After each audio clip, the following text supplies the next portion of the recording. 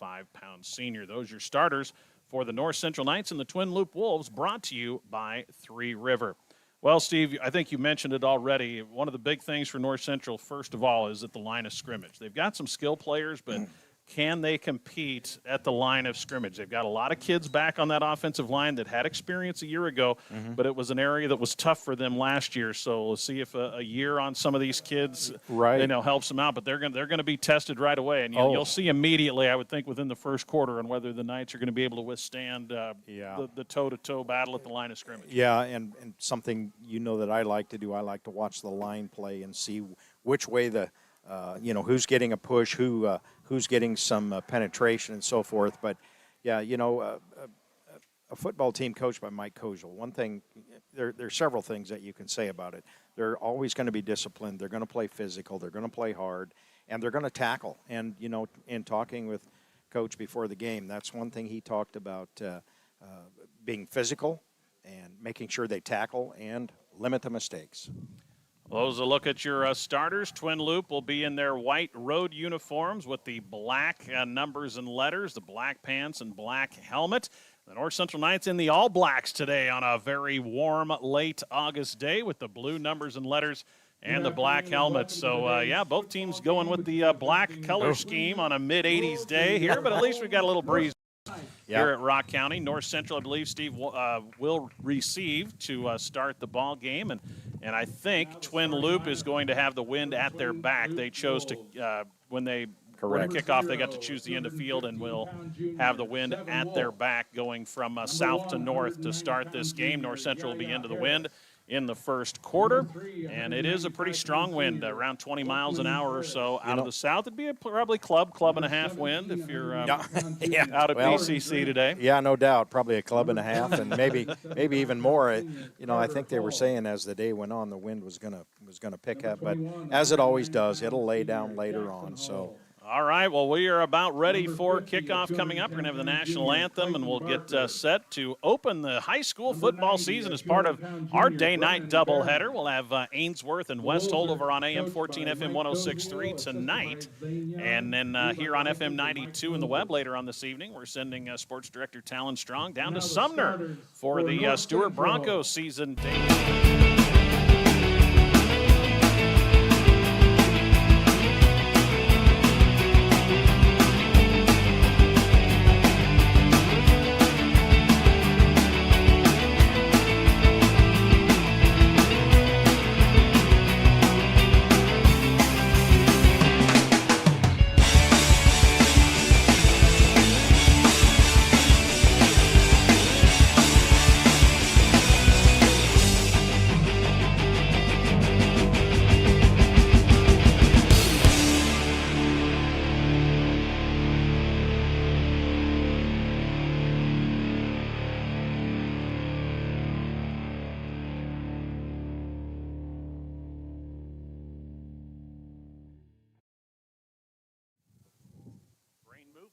Marketing. For independent grain marketing, contact Pride Grain, located on Highway 20 between Long Pine and Bassett.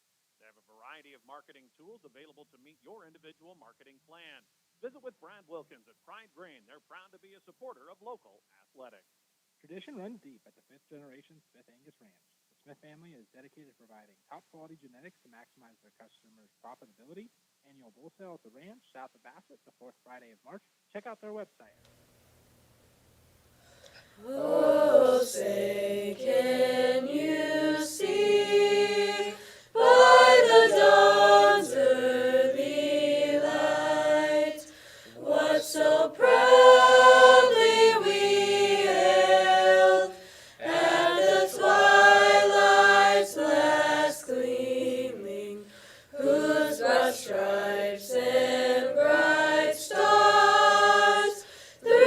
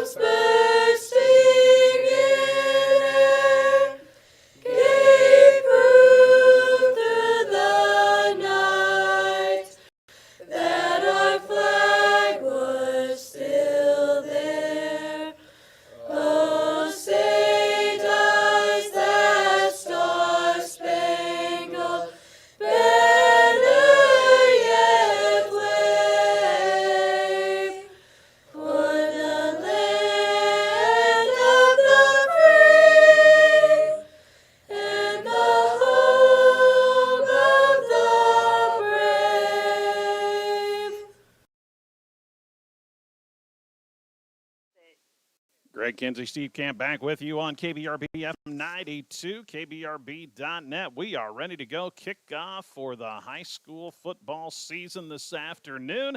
North Central and Twin Loup. The Wolves rated in the top 5 in the preseason in Class D3. North Central, after this game, they will get a couple of road trips to Chambers Wheeler Central, who lost last night to Wausau. It was a pretty good football team. It was in the district calendar for North Central in D3, and then a road trip to Ames for another afternoon ball game on the 11th. And boy, Steve, that district for North Central, you look at it, Wausau, Boyd County, Wynot, Randolph, and O'Neill St. Mary's. That is a gauntlet. There's some heavyweights there, that's for sure. So it will be Twin Loup to kick the football away. Looks like Jackson Hall set to kick it away. Out for North Central in the backfield will be Brant Lazat along with Colin Hagan deep for the Knights. North Central in their black uniforms with the blue numbers and letters. The black helmet on a warm day here in Bassett. Knights will go right to left from north to south, as we call it, into a stiff south breeze. Twin Loup in their road white tops, black numbers and letters with a red stripe on the shoulder pad, black pants, and black helmets. And at 2 o'clock, we are underway. Right on time, and the kick will sail into the end zone with that wind, and North Central will start at its 15-yard line. So the Knights competing in Class D3 this year, Ainsworth in Class D2, Westhold in D1, and Stewart in 6-man. Our 4 area teams, all 4 different classes of 8-man and 6-man football. Yeah, and I think that's kind of still kind of confusing to some people. For People sure. hear D3 and they think 6-man. It's exactly D6. Double tight end set for the Knights. Backs are in the eye. They're going to pitch it to the deep back. Leighton Fisher has a little hole, lowers his shoulder. Nice gain up near the 20-yard line before he's taken down like Zevin Wolf on the stop, but a positive play right up the gut for Leighton Fisher and the Knights. 5-yard gain for Fisher, the junior, and North Central ahead of the chains, 2nd and 5 at the 20. That was a nice cutback by Leighton. Stuck his foot in the ground, went left to right. So now they'll spread things out. 2 wide receivers, 1 to either side of the formation. Tight end lined up on the left. They'll bring Hagan in motion. They're going to hand it to Fisher again. Works to the outside. Gets a good block from Hagan, the stiff arm. And he's got a first down and more out to the 30-yard line. Good, strong run for Leighton Fisher again. And he's going to pick up 11 yards. But, Steve, boy, good block for Colin Hagan. It's a leader. It really was. Good block. And nice on Leighton's part. He sat back and kind of read it, and then he bounced it outside. So a first down for North Central at the 31-yard line, moving the ball on the ground. Fisher now comes out as Parker Lewis checks into that backfield position. Knights are going to spread things out again. They've got twin wide receivers to the near side of the formation. Fisher from the shotgun with Lewis flanked to his left.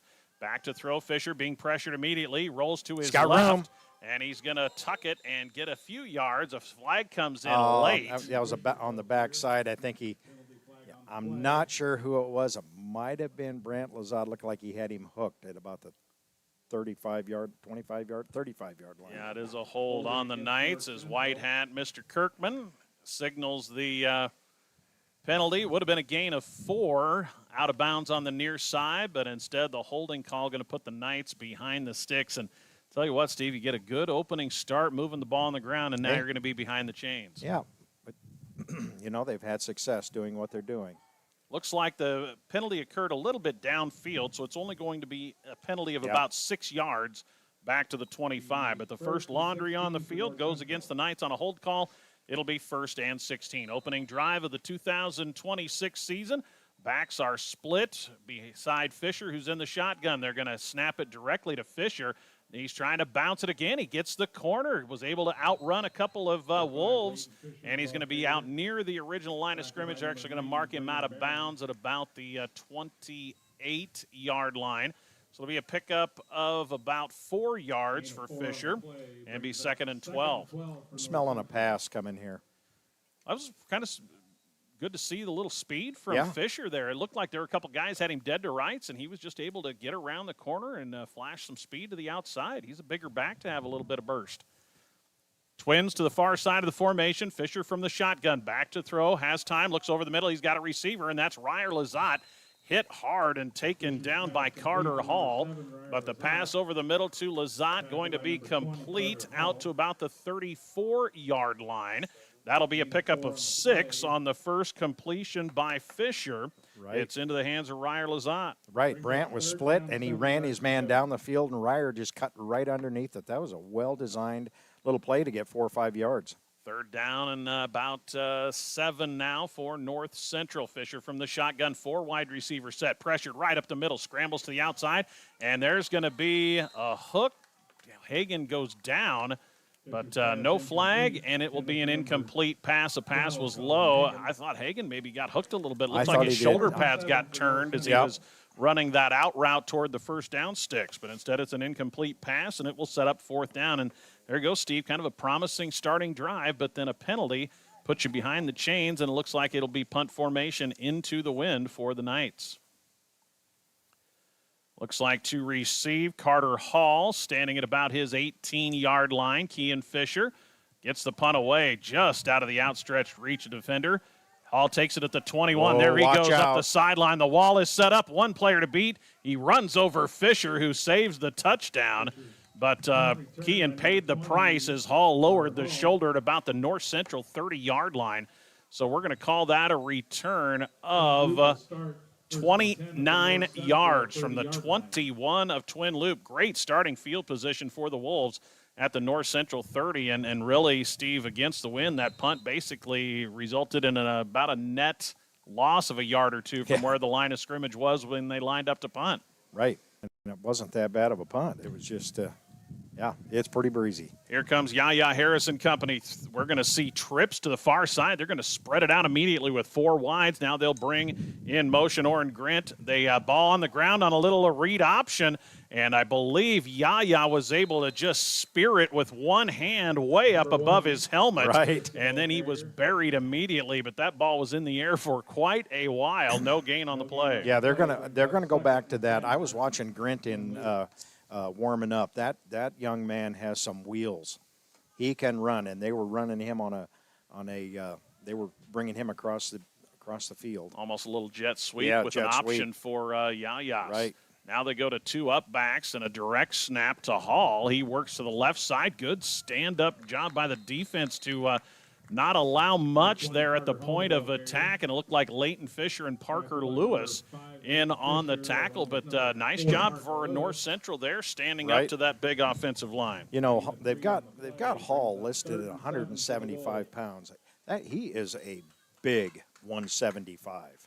8:20 to play in a scoreless opening quarter of our season opener. A high school football on KBRB. 3rd down and 6 for Twin Loup at the Knight 26-yard line. Most likely 2-down territory here for the Wolves. Harris will go under center, has a wing back to the right, double tight end set, 1 deep back in Hall. They will fake the handoff. Harris back to throw, looks over the middle. He's got Lukman Harris out in the flats, turns the corner at the 20, taken down by North Central's Trip Taylor, but a good gain and a 1st down on the little bootleg, and throw out into the flats to Lukman Harris to the 15-yard line. That'll be a gain of 11 on Yaya's first pass, complete to Lukman. So Twin Loup moves the chains, and it is 1st down Wolves in the West Plains Bank zone at the 15-yard line.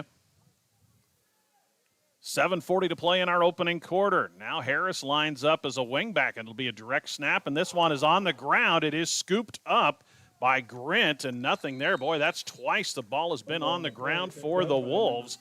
It was just a poor snap, went off either the leg or the foot of someone and just rolled back there to Grint. He was able to scoop it up before the defense got there and move ahead for a yard. You know, and that's one thing Coach Koziel talked about, limiting the mistakes. So 2nd and 9 at the North Central 14. The Knights have Owen Blake on the right defensive end. They have Wyatt Dillon, looks like, at the nose. And on the left defensive end, is that Brant Lazat they've got moved up to a defensive end spot? Yeah, it is. And we're going to get timeout as the play clock winds down. Coach Mike Koziel takes the timeout. And with 6:53 to play, we'll take one as well. A scoreless opening quarter here on the Tri-County Bank scoreboard. Season opener between Twin Loup and North Central High School football on KBRB. Do you know who the biggest North Central Knights fans are?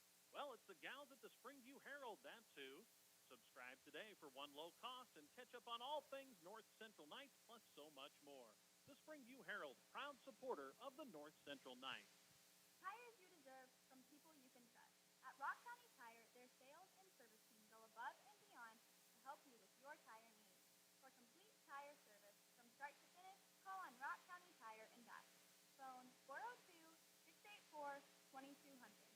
Timing is everything in agriculture. Call North Central Aviation for fast, effective aerial applications for pasture weeds, row crop disease, and insect control. Call Tom Monroe at 402-322-0338. North Central Aviation. Reliable service from above. Off the timeout, Twin Loup football at the North Central 14. Scoreless first quarter. Harris from the shotgun, back to throw, being pressured over the middle. He's got a receiver in Hall, and he's going to shed a tackle and get into the end zone. That is Jackson Hall on the reception. 14-yard score. Good pressure up front by the Knights, and Yaya kind of flipped that one off his back foot, but right over the middle, and it looked to me, Steve, like Hall was able to beat Ryer Lazat in man-to-man coverage. Yep. Yeah, he beat him to the inside there. First score of the game goes to the Wolves, taking advantage of the wind with the short punt and the big return. And now it will be Jackson Hall to try to add the extra point kick. Score comes with 6:47 to play in the opening quarter. The kick is up, and it is through. So Twin Loup on the board on a 14-yard touchdown pass from Yaya Harris to Jackson Hall. And on the Tri-County Bank scoreboard, the Wolves strike first, 7-0. Is made much easier when you buy and sell with Bassett Livestock Auction. Remember, sale day is each Wednesday, so make plans to attend or call to consign your livestock. Bassett Livestock Auction. Bassett. The Whistle Stop offers floral arrangements and gift items for any occasion. Fresh flowers and silks, plants, bouquets, sprays, and arrangements. Let the Whistle Stop in Bassett make it a memorable occasion with one of Kelly's unique creations. Join those who have not only found relief from pain, but a pathway to wellness with Finish Line Chiropractic. They're proud to offer soft leg tissue regeneration at the O'Neill office and in Bassett at the Rock County Hospital on Tuesdays. For appointments, go to finishlinehealth.com. Your Zematic by Lindsay dealer offers replacement parts for any brand of pivot, installation and training, superior service when you need it. Your local Zematic by Lindsay dealer is Ainsworth Electric Motors, located just 1 mile east of Ainsworth on Highway 20. Call 387-1071.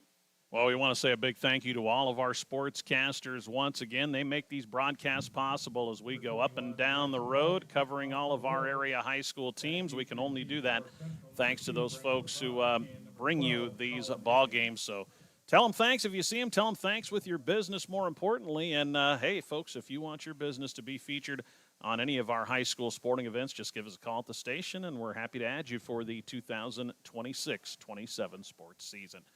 Twin Loup on the board, the 14-yard touchdown pitch and catch from Yaya Harris to Jackson Hall, capping a 30-yard drive that came on the short field after a good return.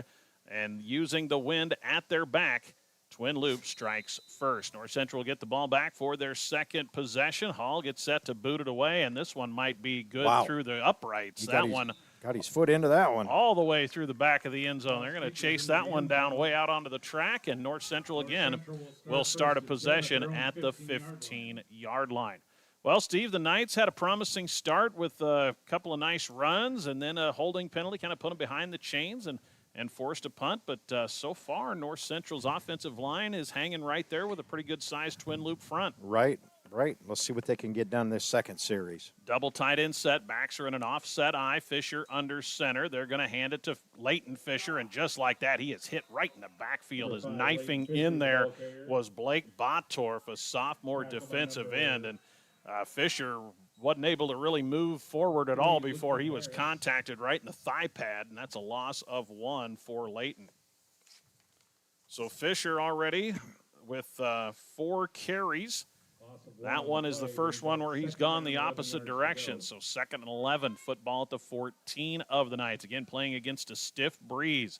Double tight end set, backs in the eye. They'll pitch it to Leighton. He is hit in the backfield again. This time it is Zevin Wolf, and they will drag down Fisher behind the 10-yard line. And, well, Steve, that first drive, the Knights were able to move some people. Not the case on this second drive. Twin Loup getting into the backfield. That'll be a loss of 5 for Layton, and it's already 3rd and long. Well, Zevin Wolf on the left side he's a big man to move, and I'll tell you what, Bodarf on the other side is no little man either. So, the edges are going to be rough. Knights will send Twins to the far side of the formation. Fisher flank to Fisher's left. Kean rolls to his left, looking to throw. He's going to go deep. It's up for grabs, and it's intercepted as Jackson Hall in there to, they're going to say out of bounds? Yep, out of They're bounds. going to say out of bounds over on the far sideline, right in the middle of the Wolves bench area. So the pass incomplete, but you saw that, Steve. The wind just held that ball up. Well, yeah, Kean throws a good ball, and it started to wobble. No sooner got out of his hands, and it was wobbling. So into the wind will be the Knights again, and you wonder if Kean's going to try to kick this one away if he can. He was under pressure the first time he dropped back to punt. It will be Carter Hall again to receive, standing at about the Knight 36-yard line. Snap is high. Kean would be wise just to let this one go and take the safety, and he will, as bringing him down was Brennan Barron. That snap over the head of Fisher, and he will be tackled for a safety. That will be a loss of 9 yards and a safety for the Twin Loup Wolves. So that will go down as a rushing attempt for Kean on the punt snap that went over his head. And the Knights go backwards, and with 5:22 to play in the first, Twin Loup adds a safety. So that makes it 9-0 on the Tri-County Bank scoreboard. Knights will get a free kick. So field position-wise, Steve, you give up 2 points, but you're now going to have a chance to at least get foot into the football and see if you can't flip the field position a little bit. But, you know, Coach Mike Koziel wanted the wind at his back right away with, I think, this exact thing in mind. Pin the Knights, take away maybe their biggest strength, which is the passing game, and neutralize that a little bit. And so far, that's worked to a T, as the first quarter has been played entirely basically inside the north central 30-yard line. So we'll get a set for a free kick after they give the kids a chance for a water break here. The wind out of the south, gusting at around 20-plus miles an hour, 5:22 to play in our opening quarter of the high school football season. Part of a day-night doubleheader for Steve and I, as we will have Ainsworth and West Holt on the air tonight. North Central is lining up into a punt formation, but you don't have to line up. There you go. Now we can just pick it up and punt it. See, and it looks like they're going to opt for a punt instead of a kick, and it will be Ryer Lazat, it looks like now, to punt instead of Kean. So this will be a free kick, back deep for Twin Loup. Lukeman Harrison, Orrin Grint, they're standing at about their own 23-yard line. So Ryer Lazat will punt it away on the free kick after the safety. The 20-yard line is the line of scrimmage. 9-0 Twin Loup, a rated team in Class D3 by the Omaha World Herald to start the season under Coach Mike Koziel.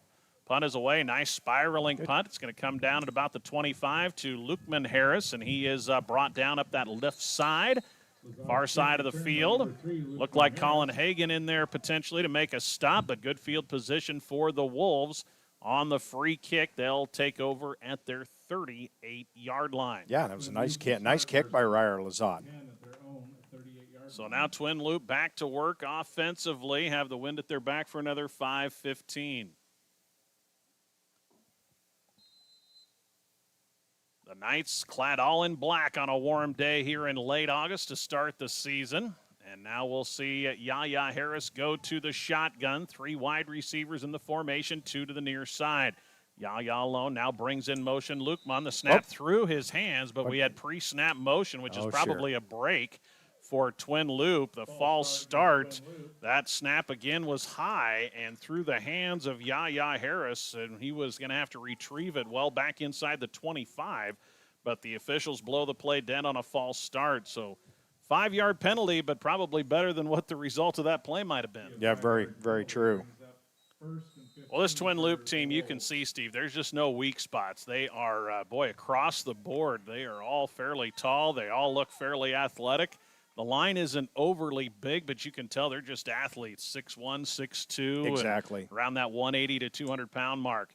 Yaya play action pass back to throw, looks over the middle, and it's Oh. through the hands of an open Grint. Boy, Got Grint. pressured a little bit. Yaya had to flip that one out there maybe a little quicker than he wanted to, and Grint did not quite get his head around.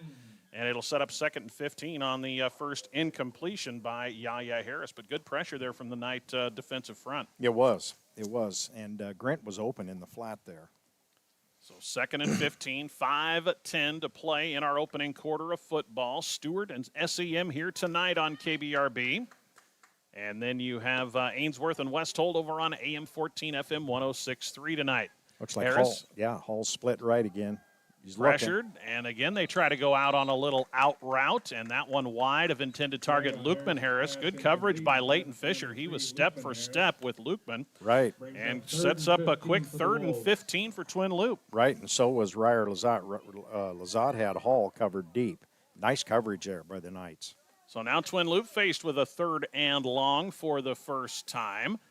This Wolves team coming off a run in the playoffs a year ago, and they like their chances of contending here in the newly created Class D3 8-man division. Watch out. You got Wolf split clear out here. He's a big target down the field. 4 wide receiver set. They again throw it into the flats. They find Hall. He's out near the first down, and he's going to lean forward and have it as the tackle made by Brant Lazat, but somebody got lost in coverage, and Carter Hall was open. And again, that route looked very similar to what we've seen.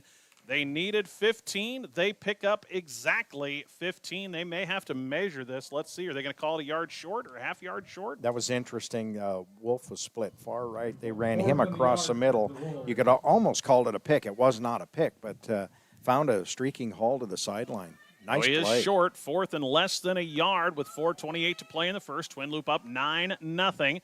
Harris hands it, and the ball Ball's is loose. on the ground. Who's got it? North Central's going to come up with it, I believe. Yep. Never got it clean on the handoff as Wyatt Dillon recovers the fumble on 4th and short. I don't think Yaya ever got the snap from center cleanly, and then he was juggling it as he tried to hand it off. Yeah. And it went off the arms of Grint, and Wyatt Dillon recovers the fumble. Yeah, heads-up play there by Wyatt Dillon. So North Central turns away the threat. Wyatt Dillon on the fumble recovery for North Central.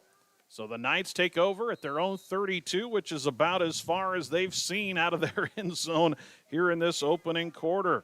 But good field position. Can the Knights take advantage against the wind?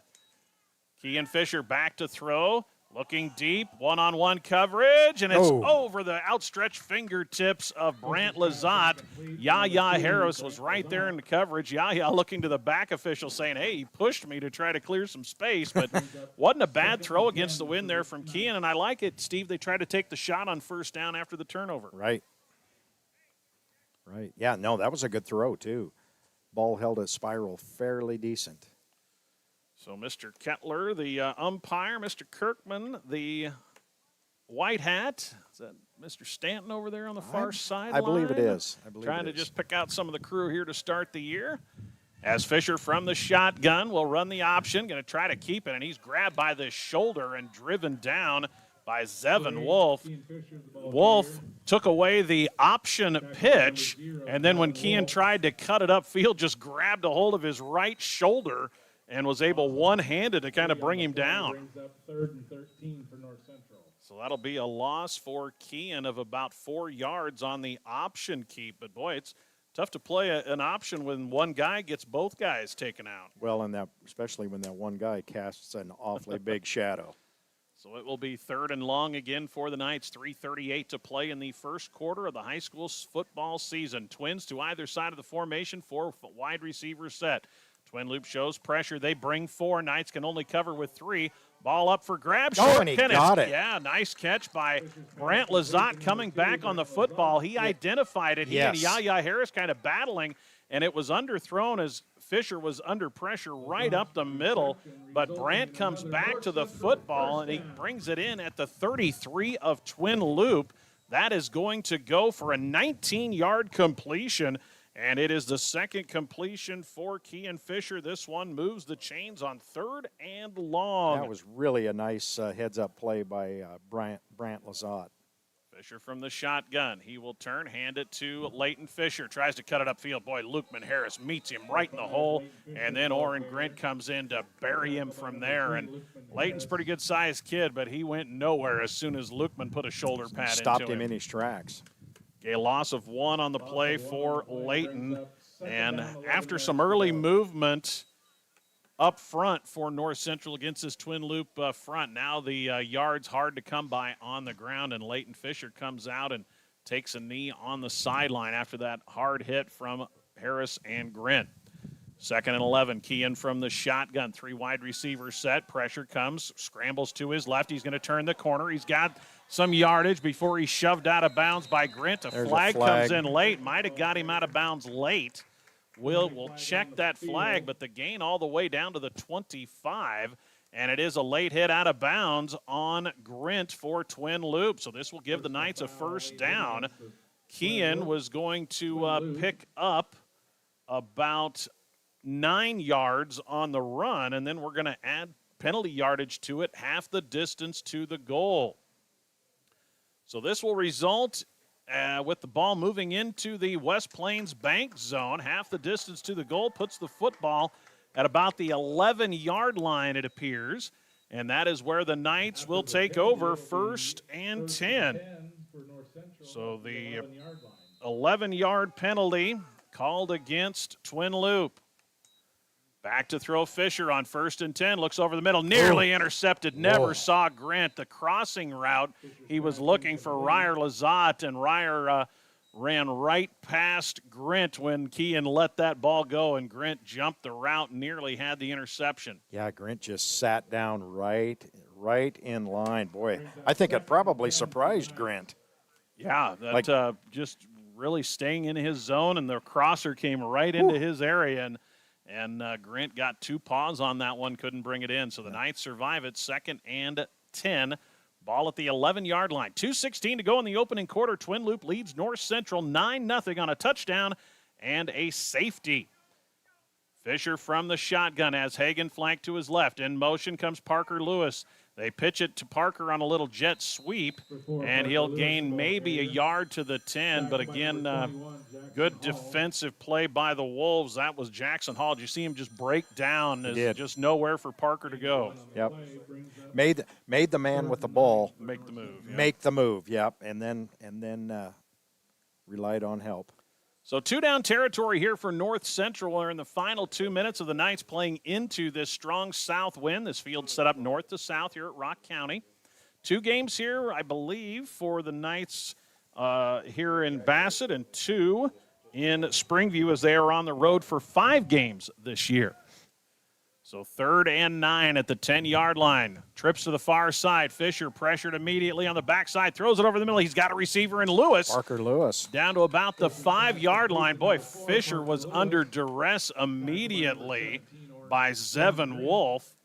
And Parker Lewis gets a catch for about 5 or 6. You're calling it 6 yards down to the 4. Yeah, going to bring up about 4th and a long 2. So Lewis with the catch over the middle. Yeah, long 2, short 3. They can get a first down at the 1. They're 4 yards from the end zone, so we'll call it a short 3 for North Central. Just out of the gimme range. Yeah, just out of gimme range. You're exactly right. Final minute here of the opening quarter. Knights will go to a bunch formation, double tight end set, backs in the eye on 4th down. They'll pitch it to Leighton Fisher. Hit immediately, ball pops free. Scrum for it in the end zone. Who's on top of it? It is Twin Loup that comes out of there with the football on 4th down as Wolf gets the recovery in the end zone. But, boy. Is that Lukeman Harris that came up? I think it was, that just stuck a helmet right on the football as Leighton Fisher tried to put a shoulder down and get that couple of 3 yards he needed for a new set of downs. But Twin Loup will get the stop at the 4th down mark, right outside their goal line. In fact, the ball recovered in the end zone by Zevin Wolf, rather. So that will turn the Knights away. Each team has turned the ball over once now. And we're going to get a timeout taken by Coach Mike Koziel before The first down snap for the Wolves. 39 seconds to play in the opening quarter. Your Tri-County Bank scoreboard. Twin Loup in the season opener has a 9-0 lead over North Central. Lawn of Bassett proudly continuing a legacy of great lawns in the Tri-County area. We will deliver the right treatments at the right time all season long. Call us today at 402-684-3558. Three River Communications strives to better serve their customers of North Central Nebraska with the latest fiber technology, offering up to 1 gig internet speed, high-definition cable TV, and local and long-distance telephone service. Three River Communication, your local service provider. Year after year, you can rely on the approachable team at Rock County Agronomy Service. They're your one-stop shop for all your ag needs, chemical, fertilizer, and propane, always backed by outstanding service and competitive prices. Rock County Agronomy Service in Bassett. Well, Twin Loup forces the turnover on 4th and short inside the Wolves' 5-yard line. And now Twin Loup gets ready to take over for its third drive. The first one ended in a touchdown, second one in a turnover. Right. I'm guessing Coach Kojal put together a couple of quick plays here. Back to throw on play action. Here is Hall, gets turned around. And Jackson Hall had a couple of steps on Trip Taylor as they run a play action. And really, he was the only receiver in that route. But that was all designed to go to Jackson Hall, the tight end. Yes, it was. But again, that wind let the ball sail. Jackson turned one direction, had to try to readjust and turn over his other shoulder. And that let the ball sail. So you're right. They dialed up a deep one from their own 15 after the turnover. All right, now it looks like Grint's going to be deep in the eye. I wouldn't be surprised if sweep here coming to this side with Grint. Double tight end set, backs in the eye. They will hand it straight ahead to Grint. Little hole, cuts it into the middle and straight ahead, dragging a couple of players near the first down yard line. Holding on for dear life was Trip Taylor there before some help came, and it's going to be right near the first down. They're going to give him the 10 yards. So Grint picks up 10. That's the longest rushing play for Twin Loup in this opening quarter, and it comes with just 23 seconds remaining.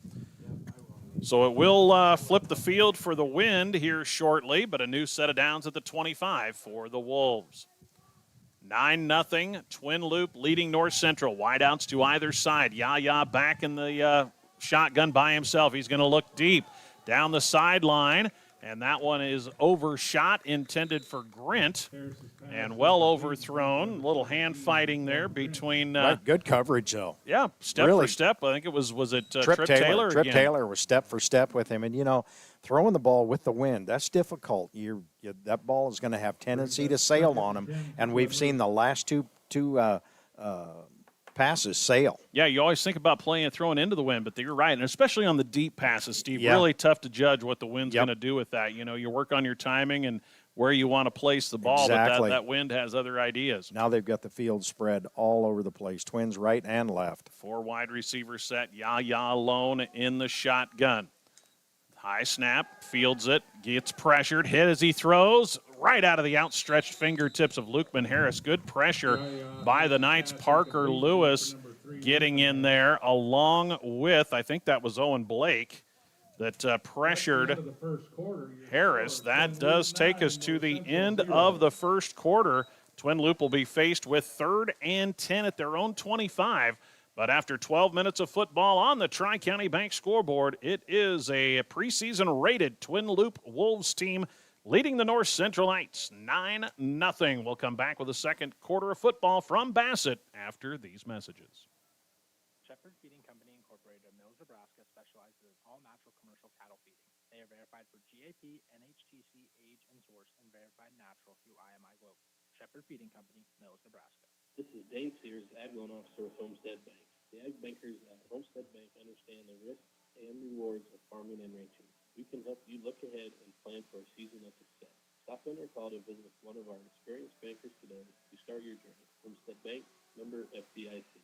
Stop by Springview Implement and Supply and visit Troy Cook for all your hardware, plumbing, and electrical supplies, and ranch, farm, and commercial welding.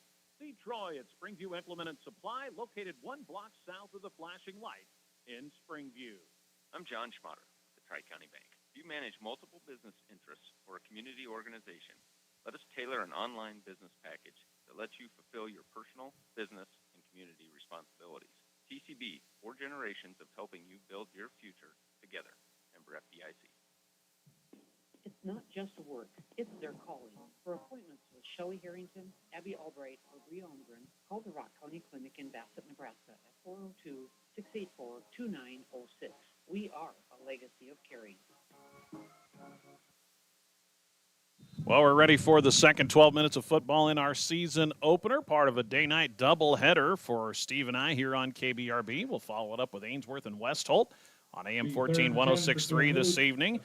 Talon Strong, our new sports director, did a great job with Ainsworth volleyball in a 5-set win last night over South Loup. He'll be on the way to Sumner to call the Stewart Broncos and SEM with John Schmatter on KBRB. 3rd and 10, back to throw Harris. The pocket holds. He dumps it out into the flats for Wolf. And he is going to be hit and driven down by about 3 different Knights. So just a short gain over on that far side. And the North Central defense holds, and it'll be a gain of just 1 on that completion to Zevin Wolf. So 4th and 9. Well, let's see what the Wolves decide to do here. I would guess they'll probably punt the football with a 9-0 lead at your own 26-yard line. North Central not buying it. Now they'll send Kean Fisher back deep and punting into the wind. Potentially looks like it'll be Grint. Isn't that right? Is that 17? Yes, it is. Grint punts it away. Nice, high, spiraling kick into the wind. Turns over nice. And it'll take a little backstop. It was touched initially by Twin Loup. Right. Trip Taylor was blocking the Twin Loup players. The ball bounced backwards toward the Twin Loup direction. Got a nice little sauce on that punt. Uh-huh. That was a good kick into the wind. Yes, it was. Really flipped the field from the 26. It's down at about the 17. Correct. So that's a very good punt. Yeah, the ball went 14, up and it spiraled and turned over. And 23. That's a 37-yard punt into the wind. You'll take that all day long. So the Knights take over at their own 18, now with the wind at their back. Trailing just 9-0 last night drive, got all the way down to the 4-yard line of Twin Loup before a fumble on 4th and 3. So the Knights go back to work, double tight end setbacks in the eye. Hagan the fullback.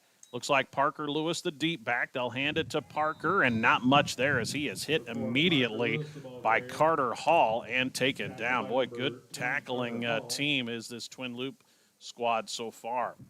Haven't seen the Knights be able to break out of any tackle opportunities by the Wolves. Many. When they get a hold of them, they're on the ground. That's right.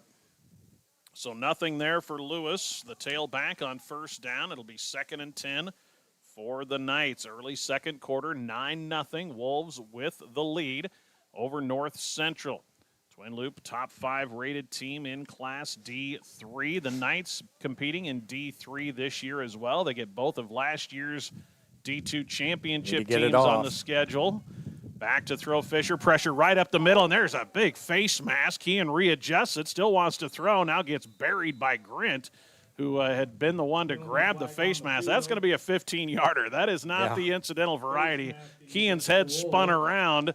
The came off the grip, and then Kean readjusted the helmet, was still looking to throw it downfield. Readjusted, reacquired, and then got ran down from the back. By the guy who had grabbed his face mask, no less. So a 15-yard penalty against Twin Loup will give the North Central Knights their 4th first down of this first half. Twin Loup only with 3. Remember, Twin Loup just the one short field touchdown drive on their opening possession with the wind. And North Central's defense has been pretty sturdy since that time, forced a turnover and a punt. Knights on their 3rd possession now after their last possession went all the way down to the Twin Loup 4. First down at the 32. They'll hand it off to the second back through, and just taking his legs away was Yaya Harris. I think that was Fisher on the carry. And just nothing there in the run game for the Knights. Again, no gain on the play. So it's tough sledding in the run game right now for North Central. They're trying to keep Twin Loup honest by showing that threat of the run, but so far Twin Loop's been up to the challenge. Inside 10 minutes to go in our first half. 2nd and 10 for the Knights at their own 32. Fisher will go under center again. Double tight end set. Backs are in the eye. They will fake the handoff, back to throw, pressured immediately, and just getting it away. There was a receiver in the area. Yep, I'm not sure was. the ball got back to the line of scrimmage. You're going to talk about it. A flag came in, Fisher's pass incomplete. but let's see what they go with. But, boy, he was immediately under pressure. Hall was just right there. I think that was illegal, I think, downfield. Oh, so maybe a receiver got covered up. I think so. Could be in the formation, might have had the illegal player downfield. I think you're probably going to decline this if you're Coach Kojal on it would be 3rd and 10 as opposed to 2nd and 15. They're asking him that right now. Nope, they're going to take the penalty, it looks like. Going to march it back 5. So Coach Kojal opts to accept the illegal lineman downfield. And what that was, Steve, it was a receiver down there, but I'm guessing he got covered up on the line of scrimmage. I'm guessing so. Just the second penalty in this opening half against the Knights. Coach T.J. Eichenberger going to spend a time out, his first of the half. 9:40 to play in the first half of our season opener on KBRB, your Tri-County Bank scoreboard from Rock County High School. It is Twin Loop 9, North Central nothing. Provides early intervention services at no cost to eligible families in Brown, Rock, Chippewa, and Cherry County to support early learning and skill development for babies and young children. Contact your local school district to learn more. You can come to West Holt Medical Services for health care for your whole family. With a primary care clinic open 5 days a week, visiting specialists nearly every day, and a top-notch therapy and rehab facility, we have you covered for whatever comes up. 402-925-2811. Scott Rosichka with Soother's Feed, a second-generation nutrition-first company that truly cares if you're successful. With our products from everything from mineral to cube, custom feed, consultations, heifer development programs, seed stock supplier programs, we can do it all. That's Scott Rosichka with Soother Feeds, 402-358-2083.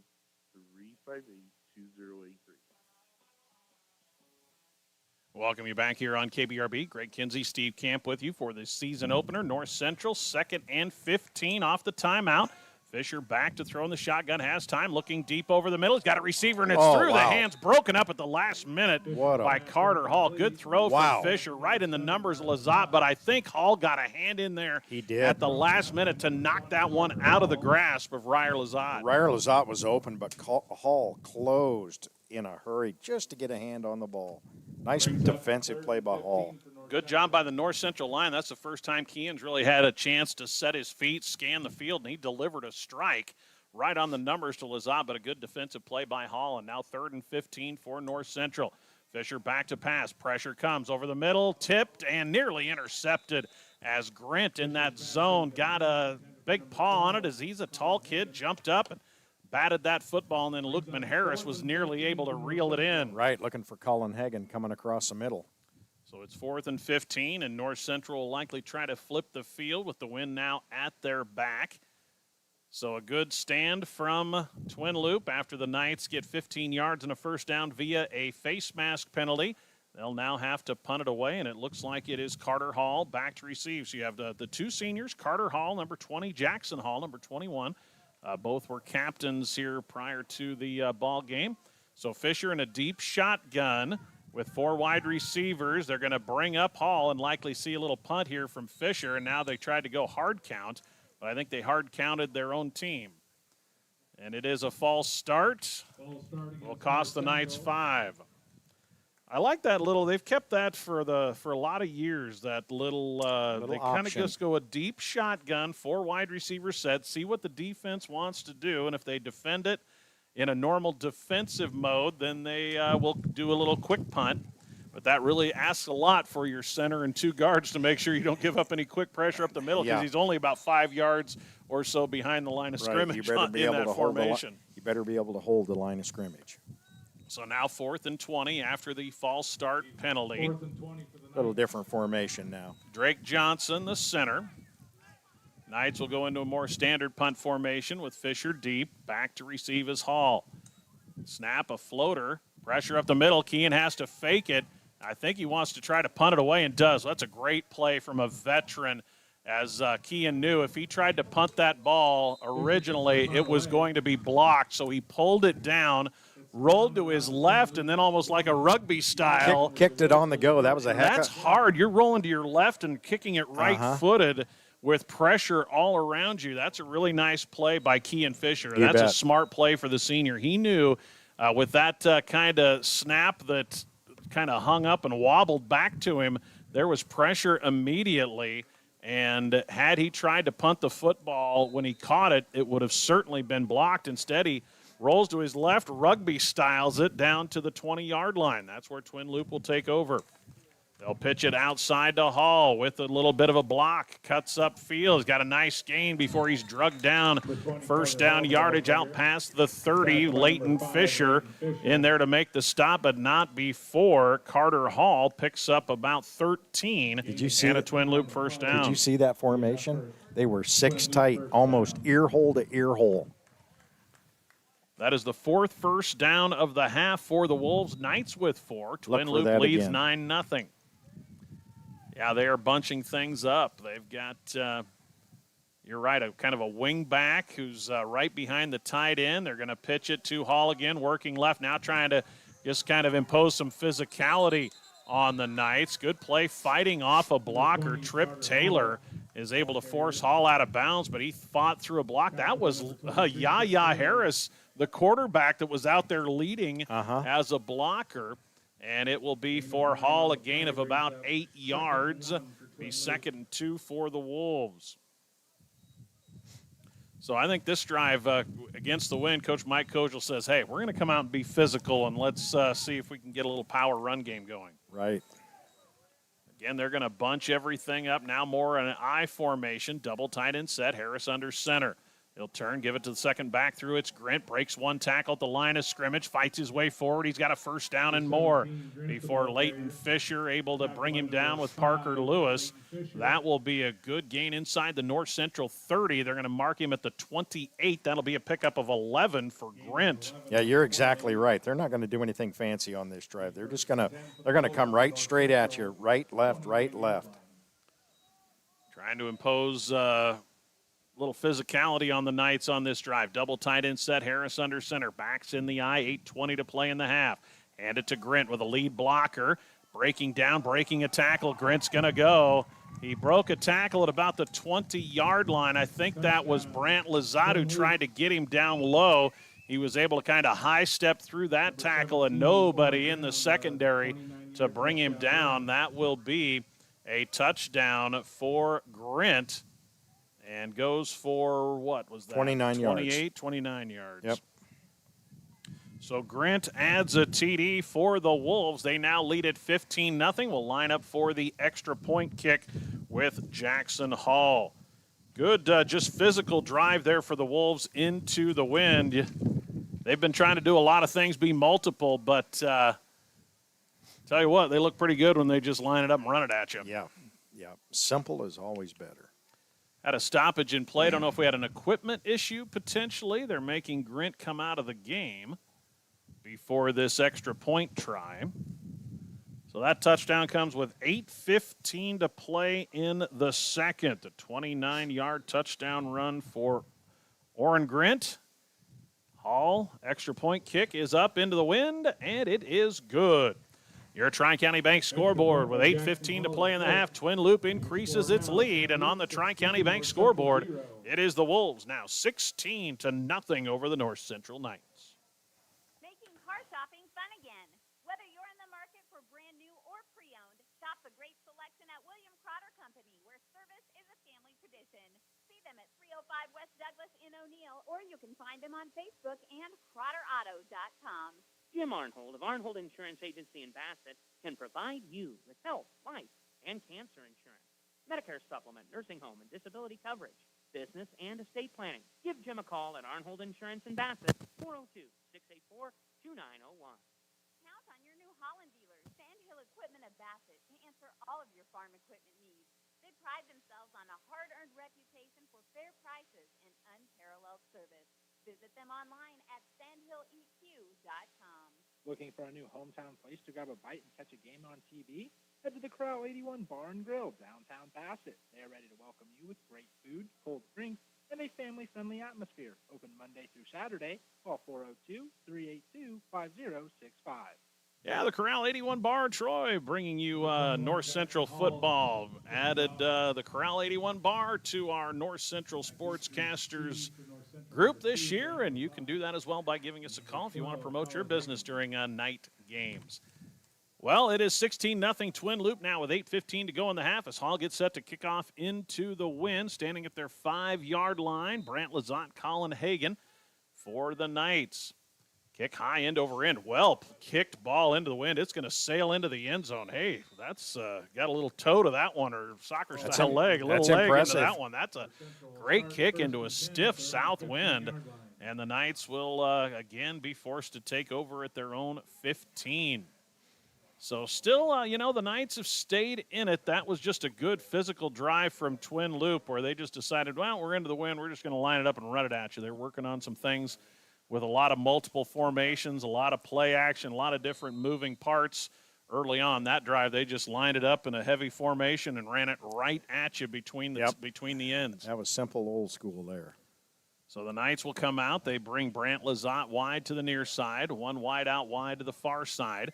Fisher to the left of, that's Leighton to the left of Kean. Kean's going to keep it. Now cut it up into the middle, and he's going to wisely just kind of head down as he saw a couple guys, including Wolf, barreling in on him. Wolf had him in the crosshairs. Be a short gain for Kean on first down. Gain of about 2 yards. We'll call it 2nd and 8 for North Central, now trailing 16-0. Kean's carried it 4 times, including that safety on the snap over his head for a loss of 9. Carried it for a loss of 2 yards on his 4 carries. 2nd and a long 8 for the Knights. Kean brings Hagan in motion. They're going to run the option to the left. Kean has to keep it. Now a nice fake, cuts it inside. There's some speed from Fisher, 35-40. He's down the sideline and just taken down from behind by a leg as Hall gets in there to run him down on an angle. But a great run for Kean Fisher, an excellent pump fake on the option. Yeah, a very nice read. And I tell you the thing, the read and the run was excellent. The hole was there. Nice blocking on the edge. But another thing I noticed, Leighton Fisher stayed in pitch formation the whole time. That was really a heads-up play. That'll go for 41 yards for the Knights to the 22-yard line of Twin Loup. Biggest play from scrimmage for North Central in this first half, and they have a new set of downs at the Wolves' 22-yard line. Knights a little late breaking out of the huddle. They still have a little time. The 10-second count not on yet. They will go to a backs split. Fisher will roll to his left, looking to throw, now pressured, and he's going to flip it off his back foot. Dangerous, but leaping up to make the catch for the score. Wow. Colin Hagan over a double team of Hall and Harris. Colin Hagan for 22 yards in the score. I thought that was trouble as soon as he let that one go, Whoa. Steve. Yeah, I did too. But how about Colin Hagan out-battles Yaya Harris and Carter Hall and just high points the football in the end zone. Boy, that one looked dangerous. Kean straight off his back foot with pressure in his face, just hoisted it up into a double team, and Colin Hagan goes up and brings it in. The Knights get on the board, and with a 2-point try here, could make this a one-score game midway through the second quarter. 16-6 with 6:49 to go. Great 2 plays there for the Knights, 63 yards. Here is Brant Lazat, and he is buried in the backfield as they tried a little direct snap to a back, and the 2-point try fails. But the Knights get on the board, the 41-yard option run from Kean Fisher, and then Fisher's 22-yard pass to Colin Hagan has the Knights' first touchdown of the season. And with 6:49 to go in the half, your Tri-County Bank scoreboard, the Twin Loup lead is cut to 10, 16-6. Concrete is a cornerstone of many building projects. Stewart Concrete with locations in Atkinson, Stewart, and Valentine can mix cement and water with all the ingredients to make the right concrete for the job. This mud is for you from Stewart Concrete, serving you from Stewart, Atkinson, and Valentine. Call 402-924-3600. Make your lawn the envy of the neighborhood. Morrison Underground Sprinkler Service of Bassett, Matt and Trish will provide you with a free no-obligation estimate for underground sprinkler installation. Plus, they service and repair existing systems too. Phone 402-684-3558. Rural health care from rural roots. Better health care for your family, from clinical, obstetrical, emergency room to home care. Greater Sand Hills Family Health Care with convenient locations in Bassett, Stewart, and Atkinson. Turn your house into a truly custom home by including built-in cabinetry and standalone custom furniture from Brett's Custom Woodworking. Call 402-394-7373 today. Make an appointment with Brett Knitzel for a no-obligation estimate on your custom cabinetry work. Yeah, big thanks to Brett bringing you the ball games here on KBRB as the Knights get their first touchdown of the season and make this a 10-point game against a rated Twin Loup Wolves team. 16-6 with 6:49 to go in the second. Both teams taking advantage of having the wind at their backs. All the scoring has come with the wind. No, I take that back. Twin Loup does have a score this second quarter into the wind. Ball gets knocked off the tee with the wind, and so they'll have to replace it. But that was really a couple of nice plays. Really was. Kean Fisher, an electric little 41-yard run on the option where he just made a nice little pump fake on a pitch that froze a defender, let him get around the corner, and then the 22-yard touchdown throw to Colin Hagan. So Kean trying to get the ball to stand up on the tee to kick this one away. Back deep for Twin Loup. Looks like Hall. That's Carter. Carter, number 20. Jackson, number 21. Then you have the Harris brothers. Yaya, number 1, and Lukman, number 3. This one comes down, and yes, at a knee. Yeah, his knee, left knee was down. Went down to a knee to field that Carter Hall. He immediately slaps his helmet, and he went down to a knee to field that football at the 6-yard line. So that will put Twin Loup in a hole against the wind. Yeah, that's an early season coachable moment as just was wanting to make sure he fielded it cleanly. It was kind of a low line drive kick, and he just went down to a knee, caught the football, and then tried to get up and run. So it's Twin Loup at its own 6-yard line. Knights trailing by just 10.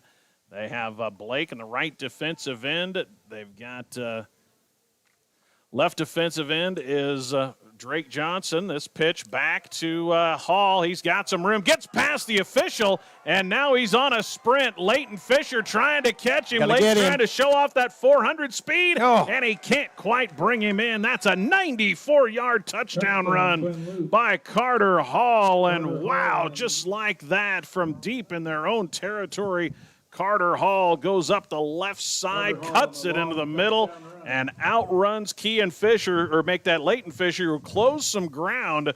But that was an excellent play there for Carter Hall. 94 yards and a score. Just like that. Yeah, back deep in your own territory into the wind. And Carter Hall says, I'm not too worried about that. I'm going to go get a little water on the sideline on a hot day when I ran for almost 100 yards right there. As the kick is up and in. Oh, there's some late extracurricular activity between Drake Johnson and Zevin Wolf. Zevin was the instigator there. I'm not sure who they're going to get. Drake finally retaliated as he was getting given the business, as they say, over at the end of that extra point kick. Let's see if they call offsetting, but it was Drake finally had enough of getting thumped on. So we'll see who they call this on. It's going to be a personal foul on somebody. Oh, they're going to call it on North Central. They always get the second guy. That's the way it goes. Always the guy who retaliates.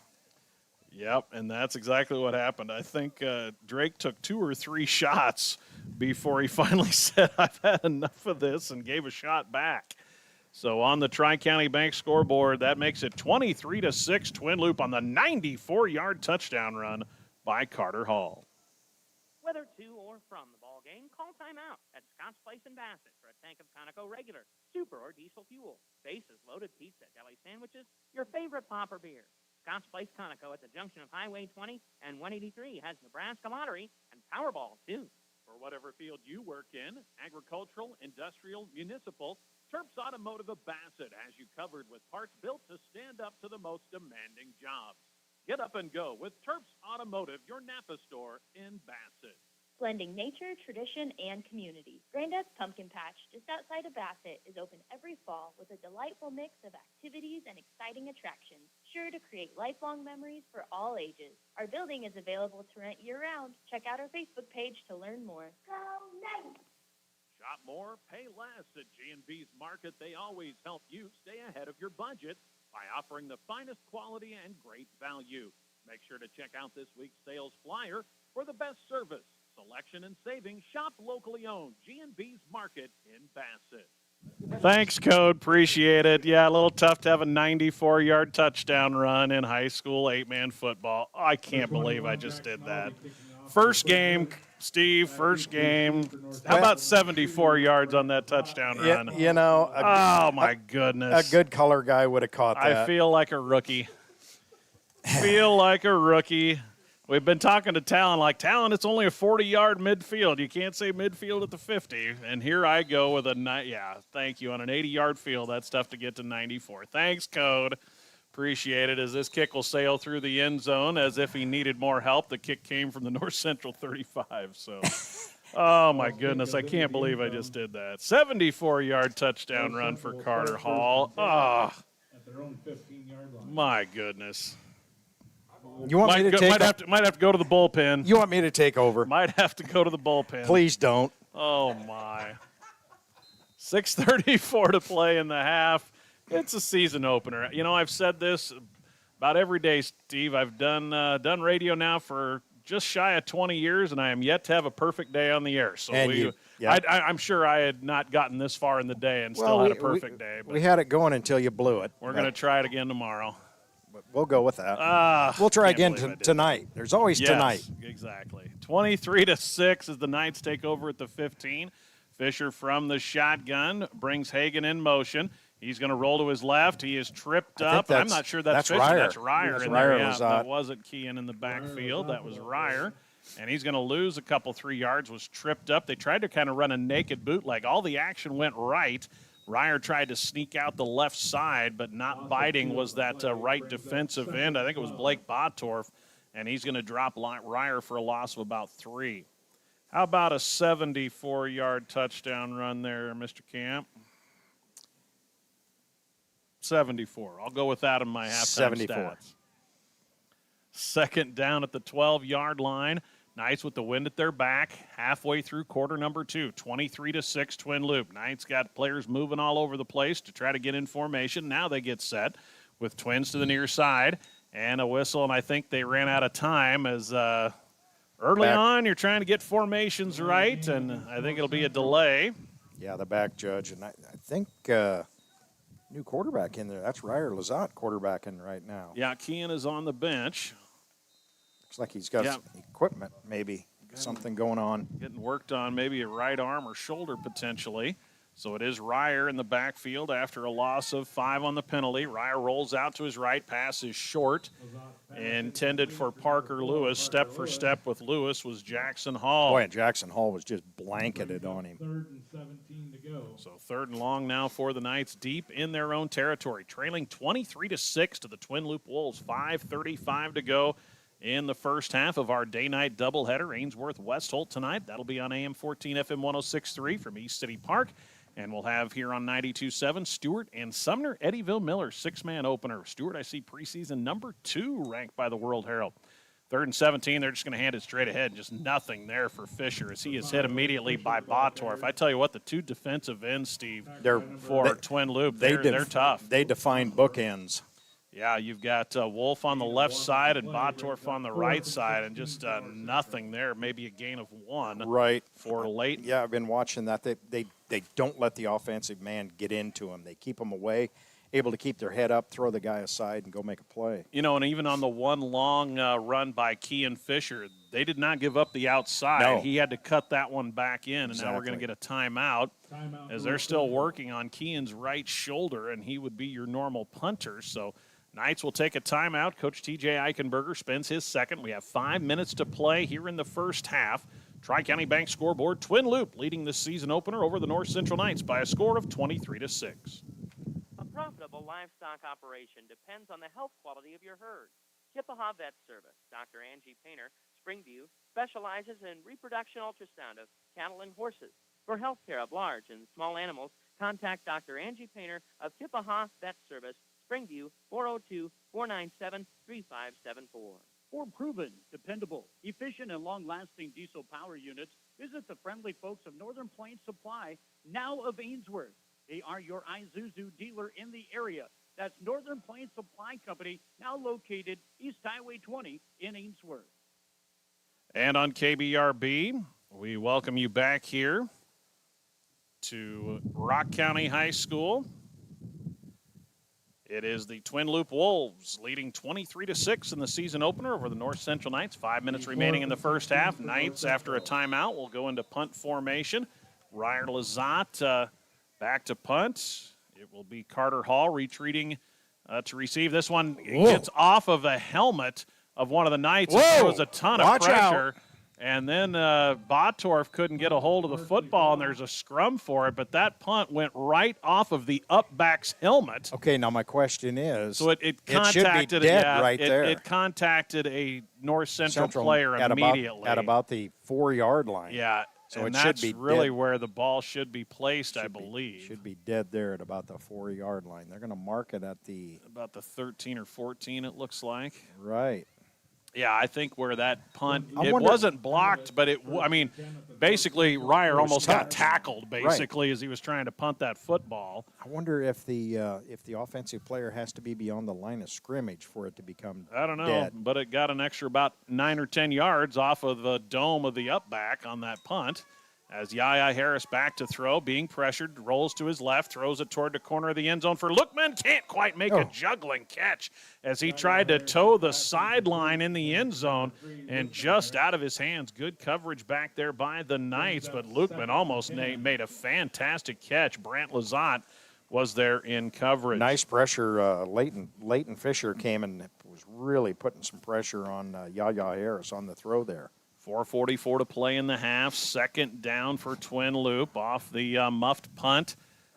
Football at the North Central 13-yard line. Wolves lead it 23-6. Knights have been in it. They had a drive that got down inside the 5 of the Wolves before it ended on downs.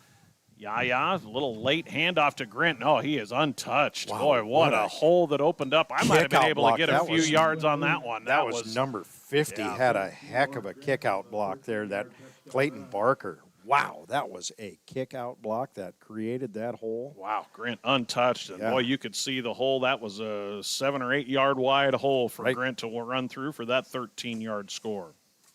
So that makes it a 29-6 game as Twin Loup starting to assert itself physically now in this second quarter against the wind. And that was just a Mack truck hole for that Twin Loup front. Hall with the extra point attempt. This one is up and good. He is 3 for 3. Or make that 4 for 4 on extra point kicks. So Grint with his second touchdown run at a 29-yarder in the earlier in this quarter and adds a 13-yarder there as they take advantage of the short field. And on your Tri-County Bank scoreboard, the Wolves now lead the Knights by a score of 30-6. We're back with more from Rock County High School after this timeout. No pain, complete gain. At River Hills Chiropractic and Acupuncture in Bassett, care is centered around you and your family. Dr. Abigail Iris believes in natural, patient-focused care designed to support wellness, comfort, and everyday life. Call 402-684-2400 to schedule or visit their Facebook page. Lewis Nursery of Springview offers North Central Nebraska customers a wide variety of flowers and vegetables. Lewis Nursery, located along East Highway 183 in Springview. David appreciated your patronage this past season, and when it's time to plant your garden in the spring, remember Lewis Nursery of Springview. SB Auto Center in Springview handles all automotive repairs from minor to major. Does tire repair, has an on-location tire truck and 24-hour wrecker service. Does custom exhaust pipe bending, makes hydraulic and AC hoses. That's Hesby Auto Center, a block west and a half south of the flashing light in Springview. Greg Kinsey, Steve Camp, welcoming you back here on KBRB, FM 92, KBRB.net. Glad to have you along with us. If you're watching the game from the Rock County High School video stream, thanks to Ben Anthony and Bobby for putting our audio in there with the video as you're watching the ball game this afternoon. Sun-drenched day here at Bassett. Warm one, mid-80s. Could certainly be worse this time of year, and the breeze making it playable. Steve, knock on wood, we haven't seen any players go down with cramping issues, as you see a lot of times in the first game. Kick hangs up in the wind. It's going to be returnable. It's still loose. Ball, hot potato. Twin Loup falls on it. Hagan was never able to bring that in, and then he ran into Brant Lazada, who was trying to get it in there and help him corral it. And it's recovered by the Wolves. That was Brody Treptow, a junior who gets on the football, and things just went from bad to worse for the Knights, as with 4:34 to go, another special teams miscue as Brody Treptow recovers the fumble for Twin Loup.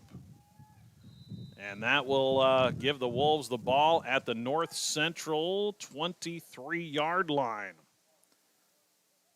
The ball hung up there, and trying to run under it was Hagan, and just never got to it, and then it bounced off of him. They go straight ahead. Good play defensively by the Knights. Nothing there that time for Botorf, as getting in there to make the play for North Central. I believe that was Wyatt Dillon immediately in on the tackle, was it not? I think it was number 15. Or was it Kaup? I thought it was 15. It was Kaup. Okay, they're telling me it was Trace Kaup in there on the tackle, but a good play by Trace. They hold Botorf to a gain of 1. That was Botorf's first carry. So the Wolves trying to take advantage of the North Central miscue in special teams. Harris under center, double tight formation. They'll pitch it to Botorf. Cuts it inside. Good block on the outside by Grint. Botorf still on his feet. He's out near first down yardage inside the 20. He's going to be tackled by a gaggle of Knights about a yard short of the of the line to gain. He's going to pick up 8. And we're going to see maybe a measurement. Boy, Carter Hall laid the wood to somebody downfield. Yeah, Grint made an excellent block. He was kicking out the North Central defensive end over toward the outside the hash marks. He got such a good kick-out block. So I think they're going to, or they thought they were going to measure this, but maybe they're just giving the kids a chance to grab a water break. They're going to call it short, so they didn't need to bring the chains in. Gain of 8. For Blake Botorf, it'll be 3rd and 1. Football at about the 14-yard line. 3:25 to play in the first half. 30-6 now, Twin Loup. They've scored 14 unanswered points after the Knights' lone score made it 16-6. Harris turns, hands it to Grint. Grint fights off an arm tackle and is held around his ankles in there by... Who was that for the Knights? Dylan Titus in on the tackle. Boy, those numbers are hard to read. Yes, they are, but it's enough for a first down. He needed 1, and he picks up 2. So a gain of 2 for Grint. Nice tackle by Dylan Titus. Got him around the ankles and wouldn't let him go. Yeah. First down. Ball at the about the 11-yard line, it looks like. They can get a first down at the 1. So the Wolves pick up their 8th first down of the half. And now in the West Plains Bank zone at the 11. They're going to turn, hand it to Grint. The second back through, fights off an arm tackle, cuts it outside, and he's in for the score. 3rd touchdown run of the first half for Orrin Grint. And again, Steve, just exemplary blocking up front for that Twin Loup Wolves line. That from the 11-yard line. 11-yard line. Yes, sir. So the 9th first down of the half for the Wolves, and with 2:45 to go, they've opened this one up 36-6 now on the Tri-County Bank scoreboard, pending the extra point attempt. Grint has 3 touchdown runs in this second quarter. It's set. Hall loads up again and puts it through. 5 for 5 on extra point tries for Jackson Hall. And on your Tri-County Bank scoreboard, it is the Twin Loup Wolves opening up a 37-6 lead here late in the first half over the North Central Knights. Back with more from Rock County after this. Finger Boot is proud to support the North Central Knights. for Western boots, work boots, and Western wear. Make the short drive to Humdinger Boots at 136 South Hall Street in Valentine. Shop online at humdingerboots.com. Go Knights! Grain movement and marketing. For independent grain marketing, contact Pride Grain, located on Highway 20 between Long Pine and Bassett. They have a variety of marketing tools available to meet your individual marketing plan. Visit with Brad Wilkins at Pride Grain. They're proud to be a supporter of local athletics. Tradition runs deep at the fifth-generation Smith Angus Ranch. The Smith family is dedicated to providing top-quality genetics to maximize their customers' profitability. Annual bull sale at the ranch south of Bassett the fourth Friday of March. Check out their website at smithangus.com. Tradition runs deep. Your first choice for exceptional care is Rangeland Rehab locations in Ainsworth and Bassett. Physical therapist Brian Doak, along with professional staff, are trained in many techniques to help improve mobility and decrease pain. For appointments, call Rangeland Rehab at 387-1600. Greg Kinsey, Steve Camp, welcoming you back here to our season opener. High school football on KBRB, and it's all Twin Loup now, 37-6 after a pretty competitive first 16 to 18 minutes. The Wolves have scored 21 unanswered points, taking advantage of a couple of North Central miscues in special teams, a muffed punt, and then a fumbled kick return. This kick high end over end, going to come down at the 1 yard line. No, they're going to say it does cross the plane as Parker Lewis fields the kick. That's another excellent kick into the wind. Yeah, another by one into Jackson the wind. Hall. North Central will start first and 10. So the Knights, Steve, they picked up 5 first downs. They had that nice scoring drive with the long option keeper by Kean, and then the 22-yard touchdown pass. They've just not been able to sustain drives. Had another drive get inside the Wolves' 5, but a couple of turnovers now and some miscues in special teams, and that's how you build an early hole to a very good football team. Yeah, and, as the game goes on, you'd like to think both teams are going to settle in and start to do what they do. And, boy, I tell you what, if Twin Loup settles in and continues to do what they're doing, they are everything they're hyped up to be. Double tight end set, backs in the eye. They're going to turn. Ryer hands it off to Leighton Fisher. Got a little room to the outside. Nice breakdown tackle, though, on the edge. That was Hall in there, and that was Carter Hall. That was Carter, yep. As looked like there was going to be some room for Leighton on the outside, but, boy, after all that's going to be held to a gain of just a yard, it looks like. Used his speed and came up and really made a nice tackle on the corner. Yeah, it really looked like Leighton was going to have some space, but just closed from that outside linebacker spot. And made a nice, sure tackle. 2nd and 9 will go under 2 minutes in the opening half on this snap. Ryer Lazat under center. Again, Kean Fisher is out. He is going to get brought down hard in the backfield. Flag comes in from the side judge. I'm not sure we're going to have a face mask, I think. Ryer, was it Brandt or Ryer on the carry? I think that was It was Ryer, wasn't it? Yeah. The numbers, you're right. The numbers are just tough to see if that black on dark blue. Face mask. And it is a face mask. That's the second face mask penalty against Twin Loup. Face mask called against. They're going to call the penalty, though, from the original line of scrimmage, I'm pretty sure, even though it was deep in the backfield. And they're going to mark off 15-yarder. So that'll give North Central a fresh set of downs. That's the second first down for the Knights via 15-yard face mask penalty. So it puts the football to about the 31-yard line, where the Knights get a new set of downs with a minute 57 to play. I believe one timeout remaining for North Central. I think so. And, the fact that Kean is not in the game, and the Knights become even more one-dimensional. Ryer doesn't quite have the arm that Kean does or the scrambling ability, so boy, the Wolves are probably just going to set right at the line of scrimmage and dare you to run at them. So the Knights will spread it out. 4 wide receivers, twins to either side of the formation. Ryer in the shotgun with a minute 57 and a half. Pressure comes, and they swallow up Lazat immediately. He tried to step up in the pocket, and Grint just buried him for a loss of about 4 yards to the 27-yard line. So Ryer loses 4. It'll be 2nd and 14. Minute 35 and counting to play in our first half. 37-6. Twin Loup leading this season opener over the North Central Knights. I think Twin Loup has one more timeout, don't they? Yep, Greg? They do. They've used 2. So the Knights will send 3 wide receivers into the formation. Brandt to the near side. Now Leighton Fisher will join him in the slot. Ryer from the shotgun. They've been bringing pressure every time he tries to stand in, throw it over the middle, and it's short.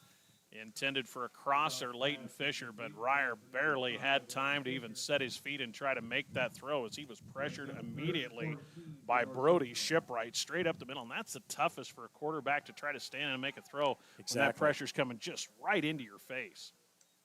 So 3rd and long, and a flag comes out. Believe they got North Central to jump. No, they got Twin Loup to jump. So that'll cost the Wolves 5. Nice little hard count there for the Knights. That is the 5th penalty against Twin Loup in this first half. 5 penalties on North Central, but that'll put the ball right about the line of scrimmage for 3rd down. 1:09 remaining in the first half. 3rd and long for North Central. And, you know, it's a simple numbers game, Steve. Twin Loup is bringing 4 defenders when the Knights go to that spread, and there's only 3 blockers. Right. So somebody's free. Yeah, exactly. So if you're the Knight blockers, you've got to block inside out. If you're going to leave somebody, you're going to have to leave one of the ends when they bring more than you can block. And you've got to try to protect straight up the middle to give him a little spot to step up. Back to throw Lizotte, pressured again. He's going to look deep for Brandt and face guarded. Yeah. Here comes the flag. Yeah. Never turning to look for the football was Queston Young. And Brandt tried to come back to the ball, and Queston just kind of ran through his chest. Good adjustment by Brandt. Stayed right in his face. Kind of forced the official to make that call as the ball was underthrown, but Brandt tried to adjust to it. Queston Young never turned around, and so that'll cost Twin Loup 15, give North Central another first down. And with 1:03 to go, the Knights trying to march here before the half. Twin Loup will get the football to start the second half. So that's the 7th first down for North Central in this opening half. 3 of those have come via penalty. So the Knights into Twin Loup territory at the 34. They send 4 wide receivers into the formation again. Wolves show blitz. They bring 4. Flipping it up, one-on-one coverage as Ryer took a shot right as he let that one go. He was looking out there on the outside for Brandt, and it was well covered by Carter Hall. Brings up 2nd and 10. So the Knights starting quarterback Kean Fisher is on the bench. His helmet is off, but he's got a hold of it. Did see him throwing the ball a little bit before, so. They were working on his right shoulder, it appeared. So now at the 34-yard line of the Wolves, 2nd and 10 for North Central, trailing 37-6 in their season opener. 59 seconds to play in the first half. This Twin Loup team rated in the top 5 by the World Herald. Coach Mike Kozel thinks he's got a chance of having a really special squad this year. Back to throw Ryer. Pass tipped and intercepted. Botorf comes down with it on a really nice reflex play as the ball was tipped at the line of scrimmage. Botorf turned when the bench yelled ball, and the ball hit him right about the face mask, and he's able to squeeze it for the interception. Look what I found. Yeah, so great play there for Blake Botorf. He gets the INT. And now it is Twin Loup that has a chance to score late in the half at the North Central 39-yard line with 53 seconds to play. Boy. That is the 3rd North Central turnover. And a timeout. Yeah, in the first half after the Knights forced the game's first turnover. Wolves back to work. They'll pitch it direct snap, actually, to Hall. Good blocking out there, holding on one hand. Trying to get to the out of bounds. Dylan was hanging on with one hand, and that's tough to do on a back as big as Carter Hall. And I think he did stay. Did he get out of bounds? I think he did. Yeah, he did. They're going to stop the clock. Hall with a gain of 5 yards to the 34 of the Knights. So it'll be 2nd and 5. Clock stopped with 44 seconds remaining. They're working on another of the young Knights over there. Injury timeouts again brought to you. This one isn't a timeout, but we'll tell you about Rangeland Rehab. They're on the field helping. There's good penetration by the Knights, and Parker Lewis is going to make a tackle for loss on Queston Young, that his was first carry. Drake Johnson, a lot of pressure in the backfield there. Yeah, and that allowed Parker to kind of come in behind him and make the play. So it'll be a loss of 1. So 3rd down and about 6 for Twin Loup. Final 20 seconds of the first half. See if Coach Mike Kozel content He's got some of the second units in. Harris is still there at quarterback, but the second backs are in. There's a play, and the ball is out. Who's got it on a good tackle by Parker Lewis? Forced the ball out of the hands of Nathan Lowry. I believe Lowry was able to recover it, but it will be a loss on the play of about 5 yards, and that will take us to the half. Good play by Parker Lewis. Back-to-back tackles for loss. But we have reached the halfway point in our season opener. Twin Loup dominates that second quarter, outscoring North Central by the count of 29-6. And the Knights will trail 28-6 rather. Knights will trail at the break 37-6. Our Tri-County Bank halftime show on the way next here on KBRB. Take control of tax season with the trusted local professionals at Best Books and More in Spring. Personal, business, and agricultural services are available and more. Call the local experts at Best Books and More, 402-497-2724. Take control of tax season. At West Plains Bank, we're proud to offer the financial products and services to help you accomplish your life's goals. West Plains Bank in Ainsworth and Springview, a better way to bank. Member FDIC, Equal Housing Lender. Your irrigation system needs are met locally by Perfect Valley Irrigation of Bassett. Perfect Valley is your Valley Center Pivot dealer.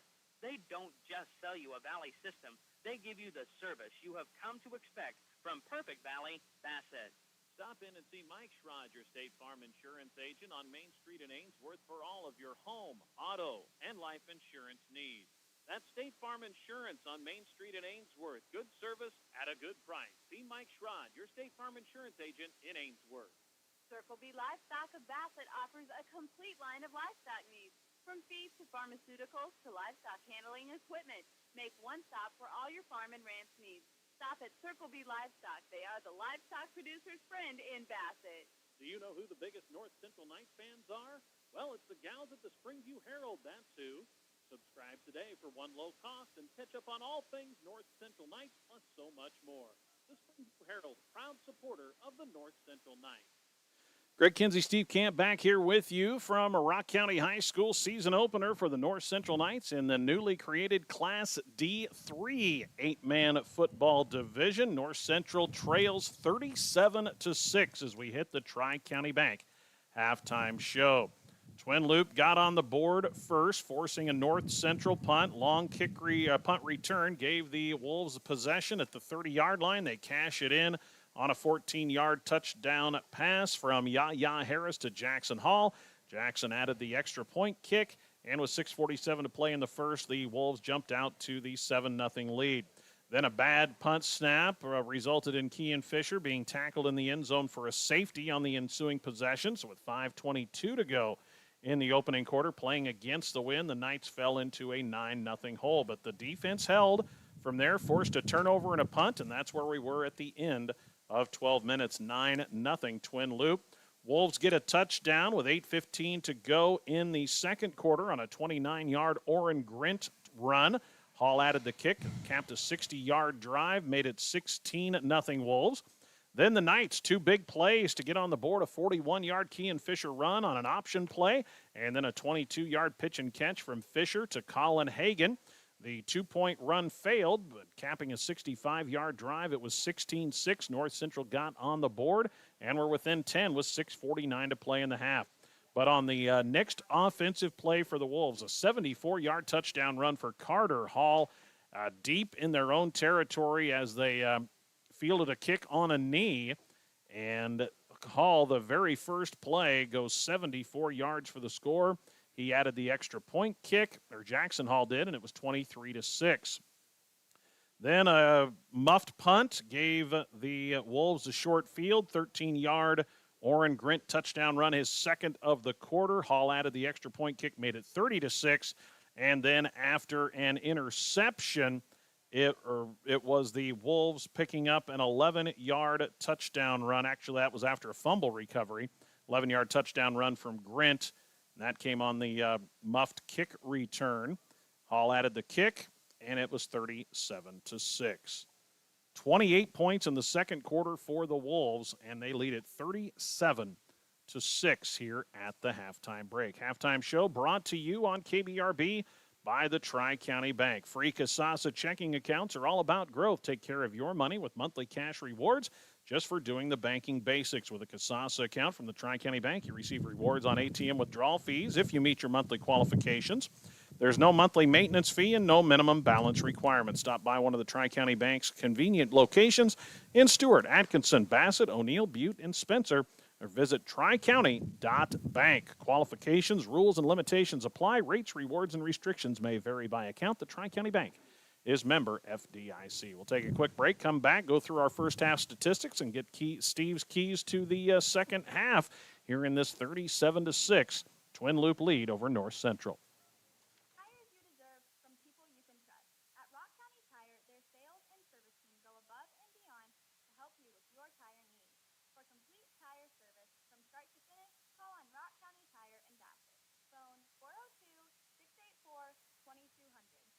Timing is everything in agriculture. Call North Central Aviation for fast, effective aerial applications for pasture weeds, row crop disease, and insect control. Call Tom Monroe at 402-322-0338. North Central Aviation. Reliable service from above. Buying or selling livestock is made much easier when you buy and sell with Bassett Livestock Auction. Remember, sale day is each Wednesday, so make plans to attend or call to consign your livestock. Bassett Livestock Auction. Bassett. The Whistle Stop offers floral arrangements and gift items for any occasion. Fresh flowers and silks, plants, bouquets, sprays, and arrangements.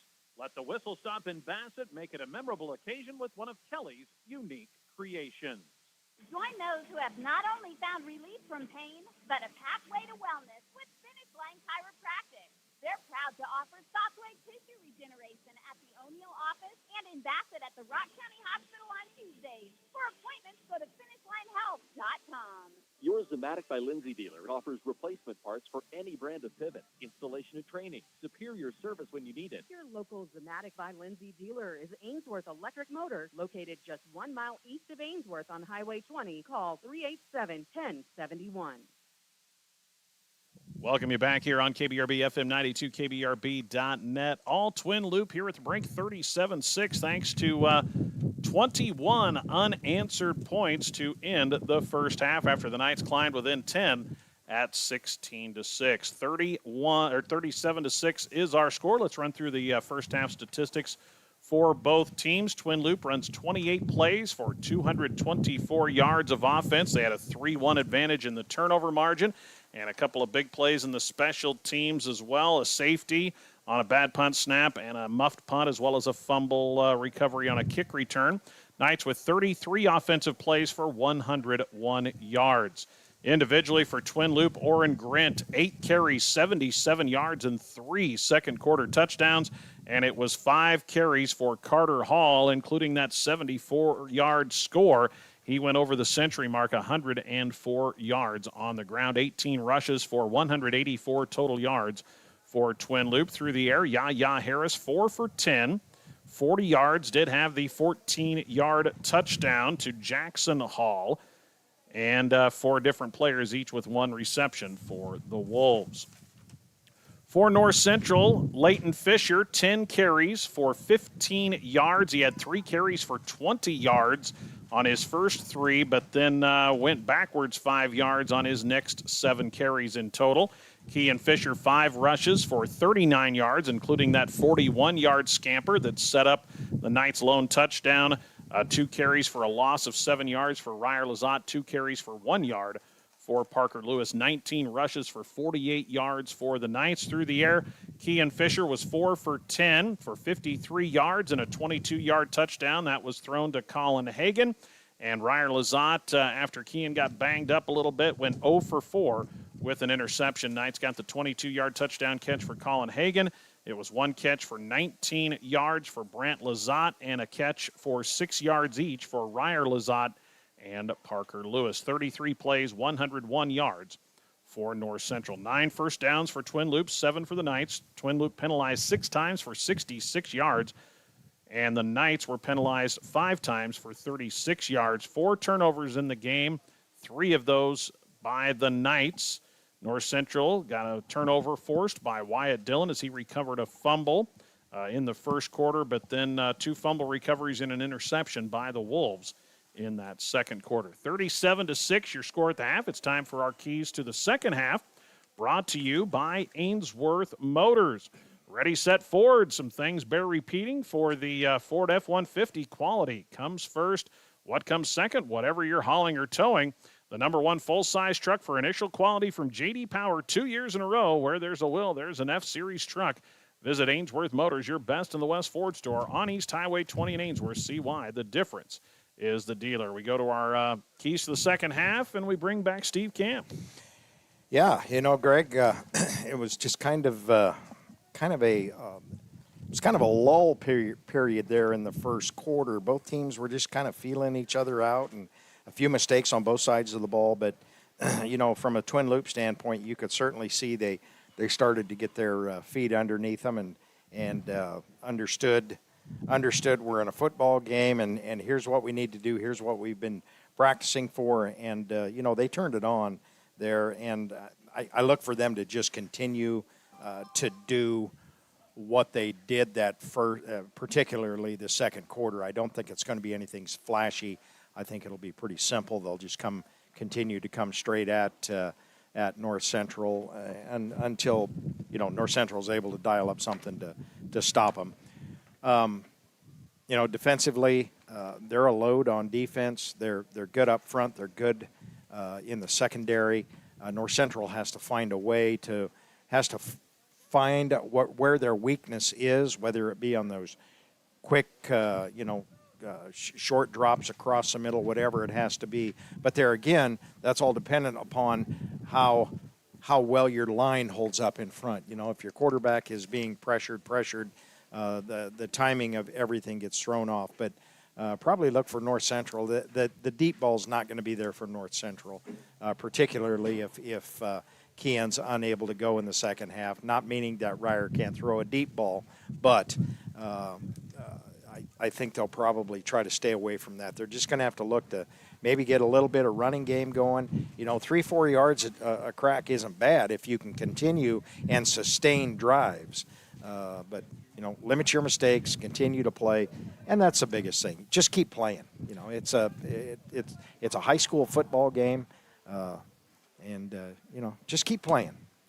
Yeah, and just chances to run plays against somebody that isn't your own squad in practice. Some valuable use of this second half. Try to find some kind of base plays that you can execute, and even against a Twin Loup team, even if, as you said, even if that's for like 3 or 4 yards, just some things that you can run out of base packages that hey, we can hand the ball off to our second back through, get a block from a fullback, get some combo blocks from the offensive line, and see if we can move the line of scrimmage a little bit. Right. Yeah. So just things like that. That's a good point. For Twin Loup, no need to reinvent things. I'm No. impressed with the physicality across the board of this Twin Loup team. They don't have anybody that just is going to jump out at you as far as just being overly monstrous on this team, but they are all just athletic. They're all in that football body size. They're 6 foot, 6'1", 170 to 200 pounds. Right. And they just, they just look like a football team. That's about the only way you can describe it. And that's across the board, 1 through 8, and even into their second unit. Yeah.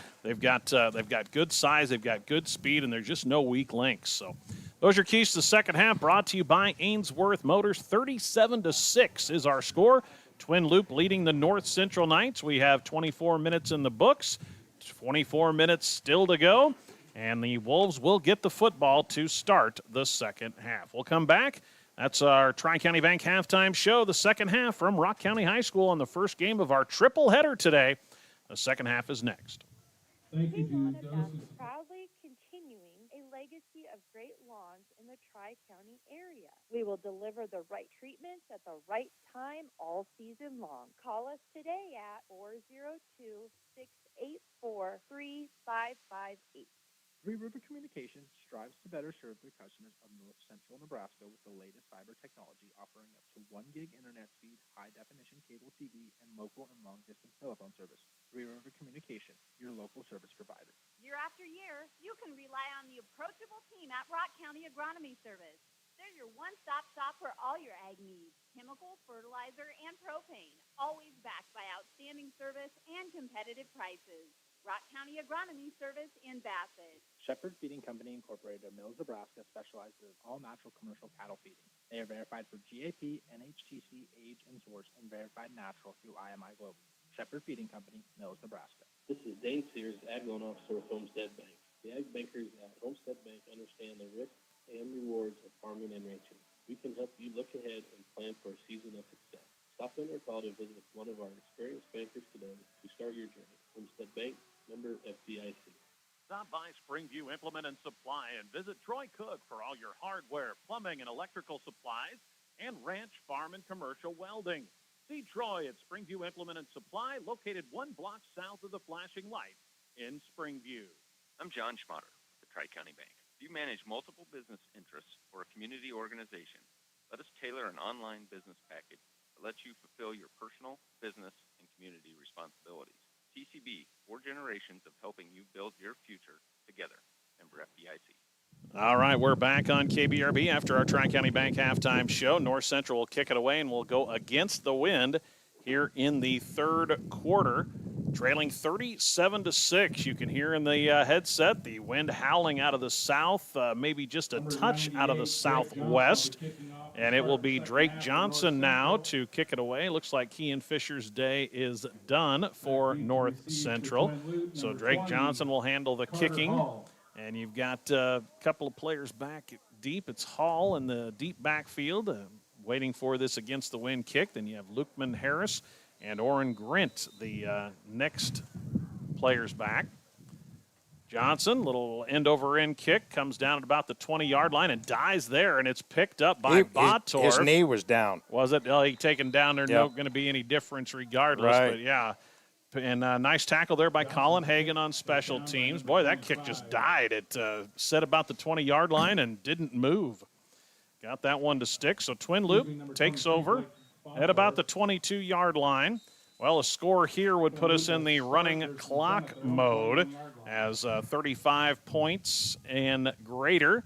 You'll see a running clock on incompletions and out-of-bounds plays. Not there yet with a 31-point game. Harris deep in the backfield, going to just keep it off the left side. Starter still out there. Harris got a hole, and there he goes down the sideline. He's going to not outrun the last line of defense for North Central, as getting in there to make the stop was Wyatt Dillon to save a touchdown. But from the 22, Yaya Harris takes it down to the Knight 31-yard line. That will be a gain of 27 for Yaya Harris. Just his second carry of the game, Steve. Yeah, Wyatt Dillon did a nice job of taking a nice angle and running him down. So first down at the North Central 31 on the 27-yard run by Yaya. He goes under center. Has Hall deep in the backfield, pitch to him. Good kick-out block again by Grint. There he's got the corner, 20-15. Nobody's going to touch him. What a beautiful kick-out block again by Orrin Grint. How many times have we seen him at the point of attack just take his defender out of it? And untouched was Hall for a 31-yard score. That's the second touchdown run for Jackson Hall. He had the 74-yarder in the first half. And that one from 31 yards and just 2 carries puts Twin Loup on the board again. They've now scored 27 unanswered points and just 40 seconds gone here in the third quarter. That's just really good execution on the edge. That is, I mean, man-on-man, hat-on-hat, assignment football, and everything else, you couple that with some speed and the result is you're in the end zone. The Wolves put the backup unit in to try to go for 2 here, and we got a whistle before the snap. Did they have enough players on the field? Yes, they did. I don't see a penalty flag. Must be an equipment issue for one of the young men out there with the second unit. So they'll replace Brent Morse, who comes off with Brent Shipwright, a pair of sophomores. So now Twin Loup will try for 2 in a 43-6 game with 11:20 to play here in the third quarter. And we will get to a running clock now here in the second half. Under center is Xander Slingsby. He'll pitch it back to Alfred Switzer, and he is taken down for a loss. Good play again by Wyatt Dillon. Another tackle defensively for Wyatt. Tell you what, Steve, he's made some nice plays, the senior, from that defensive end spot, and he denies the 2-point run.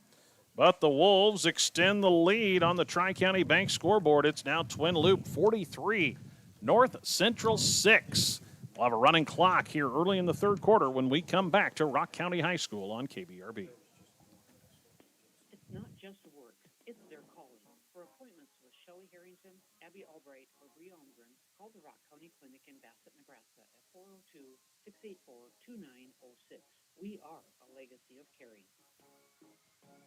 Developmental concerns? Planning Region Team 17 provides early intervention services at no cost to eligible families in Brown, Rock, Chippewa, and Cherry County to support early learning and skill development for babies and young children. Contact your local school district to learn more. You can come to West Hope Medical Services for health care for your whole family. With a primary care clinic open 5 days a week, visiting specialists nearly every day, and a top-notch therapy and rehab facility, we have you covered for whatever comes up. 402-925-2811. Welcome you back here on KBRB, FM 92, KBRB.net. The first of 3 games on the air today. Steve and I will make the short trip to Ainsworth for the Bulldogs and the Westhold Huskies tonight. That'll be over on AM 14, FM 106.3. Talon's making the long trip down to Sumner, where he and John Schmatter will bring you the number 2 preseason rated Stewart Broncos against the Sumner Eddyville Miller Mustangs. Battle of the Ponies in that one as the kick bounces into the end zone. And again, North Central will start at the 15-yard line. So it looks like the day is done for Kean Fisher. Looks like maybe Trip Taylor's day is also done. Again, our injury timeouts brought to you again this season by Rangeland Rehab. They're down there working on the young men for North Central. If you have received doctor-prescribed physical therapy, each patient has the right to choose where their therapy is completed at Rangeland Rehab. Physical therapist Brian Doak and Trent Lubberstadt, along with their professional staff, work closely with physicians near and far, family practitioners, and specialists. Not sure if physical therapy can help you? They offer free screenings. Contact Rangeland Rehab about what's ailing you at 387-1600. So the day over for a couple of the North Central starters. Knights, after a 5-yard procedure penalty, now have the football at their own 10-yard line. Back to throw. Ryan Lazat buried from behind. The ball is out. It's going to be scooped up over on the far side by Parker Lewis, but Ryer never saw the defender coming. That was Carter Hall, I believe, that just unloaded. No, it wasn't. It was Bodorf. Yeah, Clayton Barker, wasn't it? Number 50, or was it? No, it was Bodorf. 23. Okay, it was Bodorf that got him. And that, boy, Ryer, good thing he is okay on that one. That'll push the football back to the 3-yard line. But, ouch, you could see that one coming, and you knew Ryer didn't see him. That's one where you go back to the huddle and say, somebody try to slow him down, please, Was next time. Was there a number on that truck that just ran over me? Yeah, ouch. So it'll be a loss of 7. It'll end up for Parker Lewis on the carry as he scooped up the loose ball. Football at the 3, running clock, 10:25 to play in quarter number 3, and the Knights are going to let the clock wind down and take a timeout. Coach T.J. Eichenberger calls it with 10:17 to go in the third. Knights at their own 3-yard line will have second down and extremely long, trailing 43-6 when we come back. A second-generation, nutrition-first company that truly cares if you're successful. With our products from everything from mineral to cubes, custom feeds, consultations, heifer development programs, seed stock supplier programs, we can do it all. That's Scott Rosichka with Soother Feeds, 402-358-2083.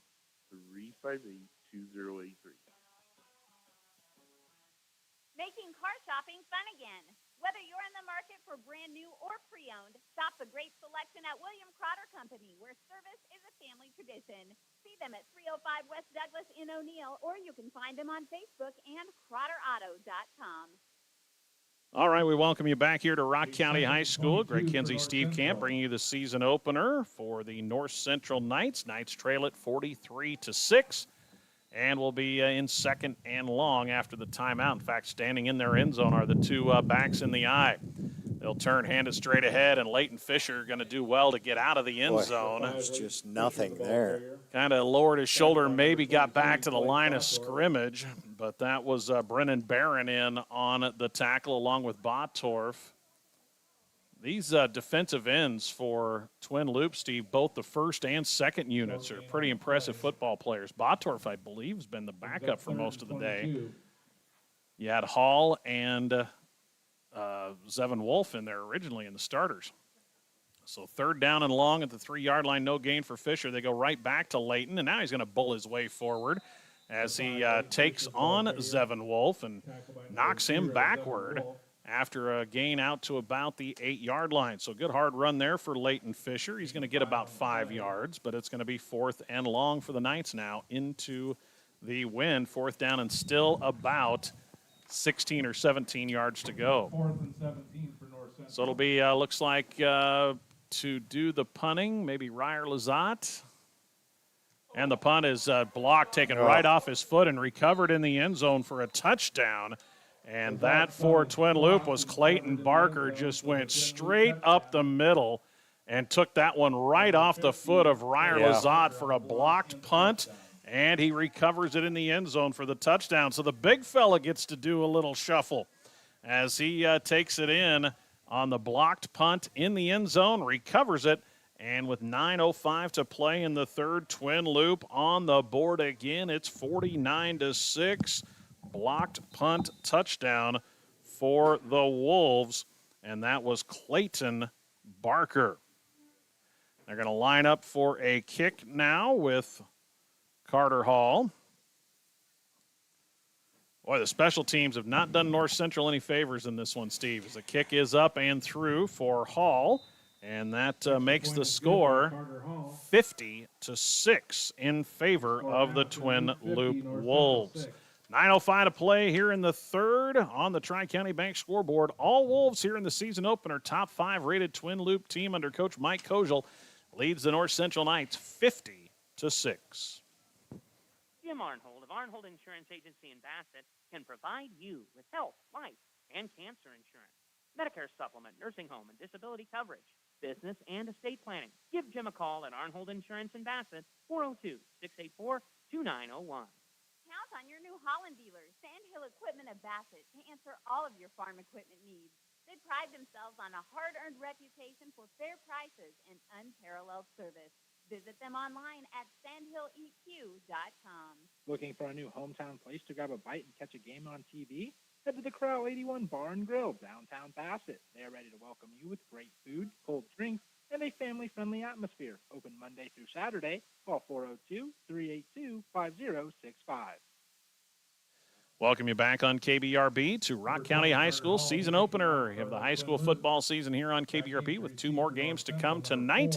It is all Twin Loup in this one, 50-6 now. And boy, Steve Camp, that's about 5 special teams plays that have, if not directly led, set up short fields and touchdowns for the Wolves. Right. And, you know, in a close game, the special teams can sometimes make the difference. This kick will drive Parker Lewis back into the end zone. Another nice kickoff with the win for the Wolves. So the clock will be running when we start this drive at the 15-yard line.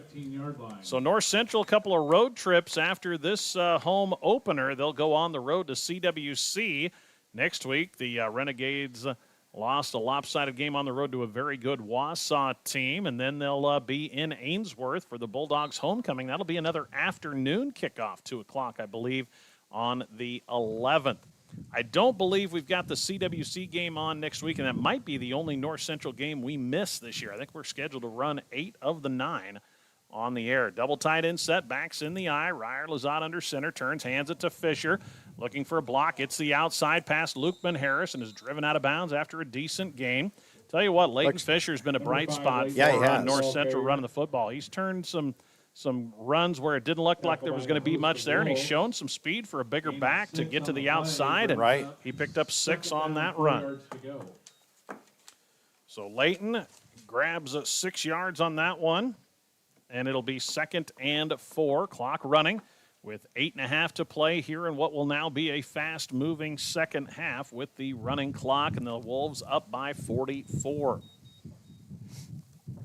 Knights a little late to break the huddle. 10-second count is on. They're going to stay in the double tight I formation. Final couple seconds to get the snap away. They go hard count, and I believe the offside will negate the potential delay of game. So they're going to get a first down, maybe via penalty, as the Wolves are walking backward. Still have a mixture of starters and second unit players in there. Luke-Harris still out there. Botorf still out there. You have Jackson Hall still out there. Hall and Hall are still out there. Both Halls. So it's kind of a mixture of first and second units. Grint's there, and Grint's so still is Luke-Harris. So it'll be first down after the penalty. Knights move the chains on the false start, or on the offside. They're going to hand it to Fisher again on a little counter play. He is swallowed up by Carter Hall. Not much there. Boy, good flow to the football for Carter Hall. He just came racing into the hole when he saw the play develop, and he met Fisher right about the line of scrimmage. In fact, maybe lost a yard, did 10 yards to go. Leighton, but that was from the offside for Carter Hall. Yeah, he can close. Call it no gain on the play. 2nd and 10. 7 minutes to play in the third quarter. 50-6 Wolves. They're going to give it on a counter again to Leighton, going the other way, and he is hit immediately. That is Jackson Hall. Maybe falling forward for a yard there for Leighton.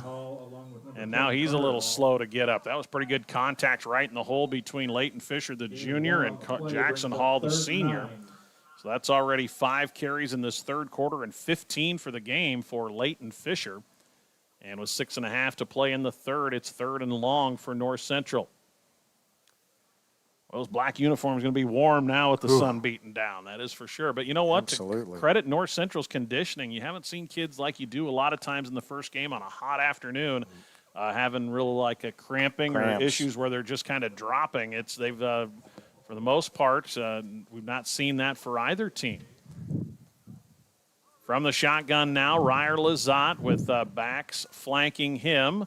They'll give it to Parker Lewis, trying to work his way off the right side. Goes a little stiff arm out to about the 30-yard line. Be a short gain like for... Question Young was on the tackle there.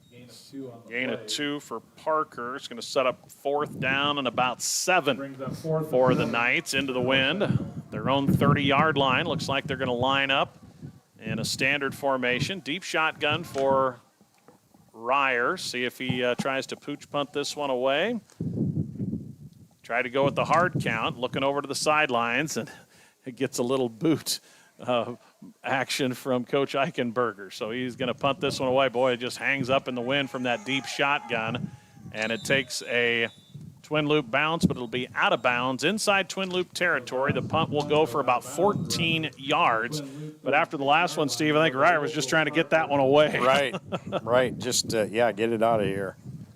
So twin loop will take over at the 36-yard line. Clock running with 5 minutes to play in the third. All Wolves 50-6, top 5 rated team in the preseason. Talking to Coach Mike Koziel ahead of time, longtime coach for Sargent and Twin Loop. He really likes the squad that he has this year in black, red, and white. As this team, they are basically at every position just have quality football players. Harris turns, hands it off to Grint, and he is hit immediately. Good play inside by the Knights. That's Parker Lewis on the tackle. Very nice tackle.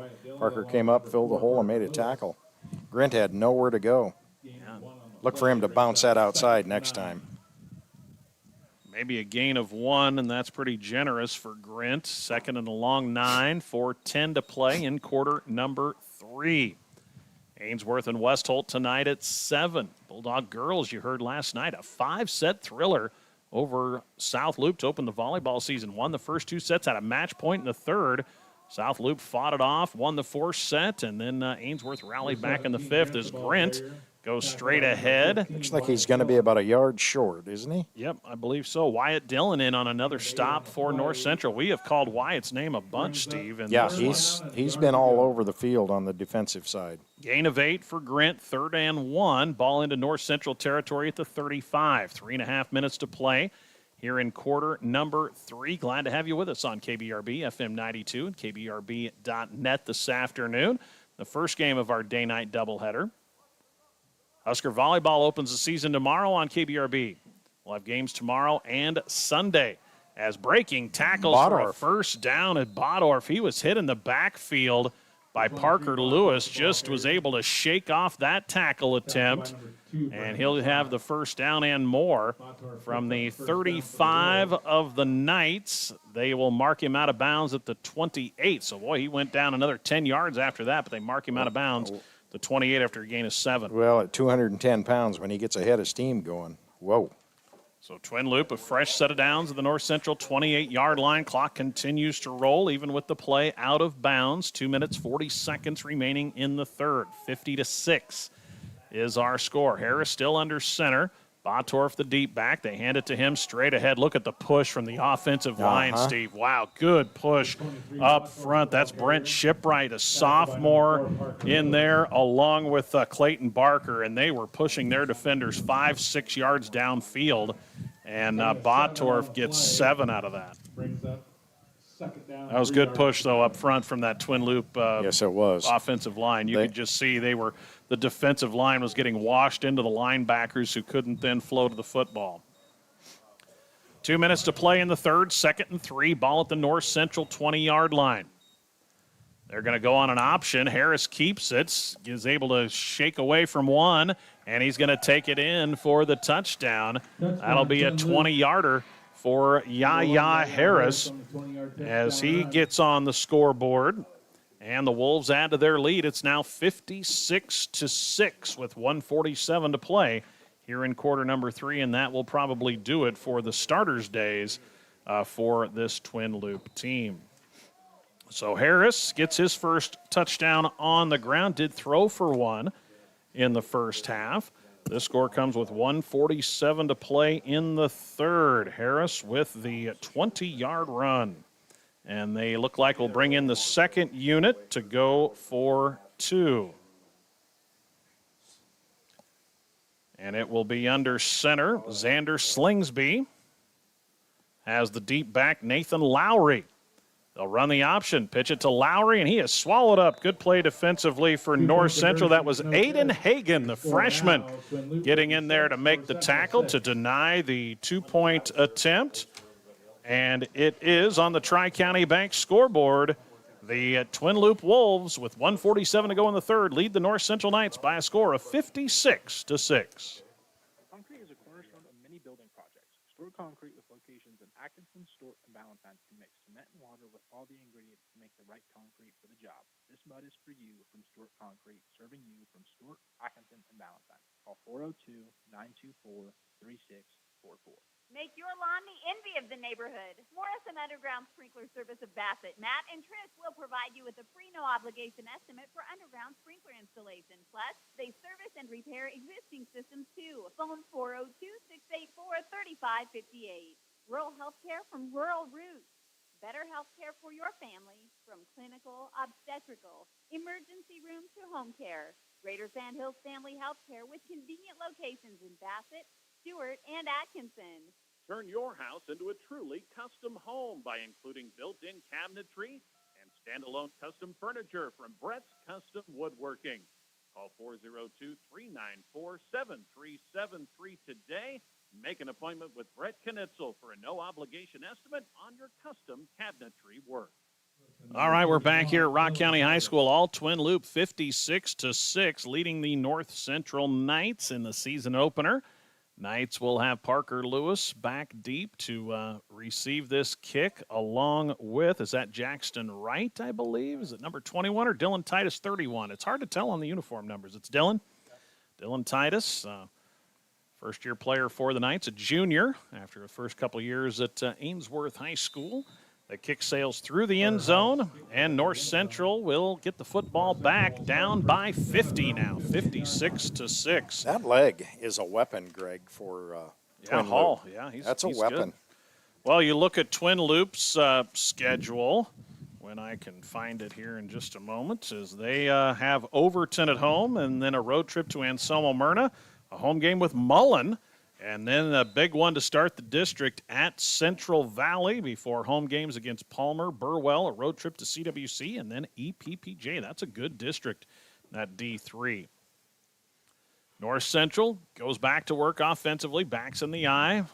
Double tight end set. They hand it again, this time to Parker Lewis. Good lead block by Wyatt Dillon. He erased someone, and Lewis came right behind him, but the whole field quickly. Botorf gets in there to make the stop. Gain of just one for Parker Lewis, but that was a really good erasure on the lead block by Dillon. Yeah, looks like we have several new players in there now for Twin Loup. We have Brody Treptow at the end. Looks like we've got Brody Shipperite in there. Yeah, you've got Xander Slingsby in the defensive backfield along with Queston Young. They're going to hand it to the second back through Lewis. He breaks one tackle out of the arms of Traven Schauda, a junior, but then brought down in the backfield. Maybe a loss of about a yard, it appears, or no gain maybe on the play for Parker. I'm just waiting to see the line judge. They're going to spot it right at the line of scrimmage, so 3rd and 9. Final 45 seconds here of quarter number 3, barring a penalty. This will likely be the last play of the quarter, as the Knights will line up in a double tight end set. They have the backs in the eye. They're going to turn. They're going to hand it to the second back through. Good hole straight up the middle for Parker Lewis. He's out near first down territory. Straight ahead he goes. Botorf a little slow to get up. But Parker is going to take this one out to about the 24-yard line. He'll be a yard shy.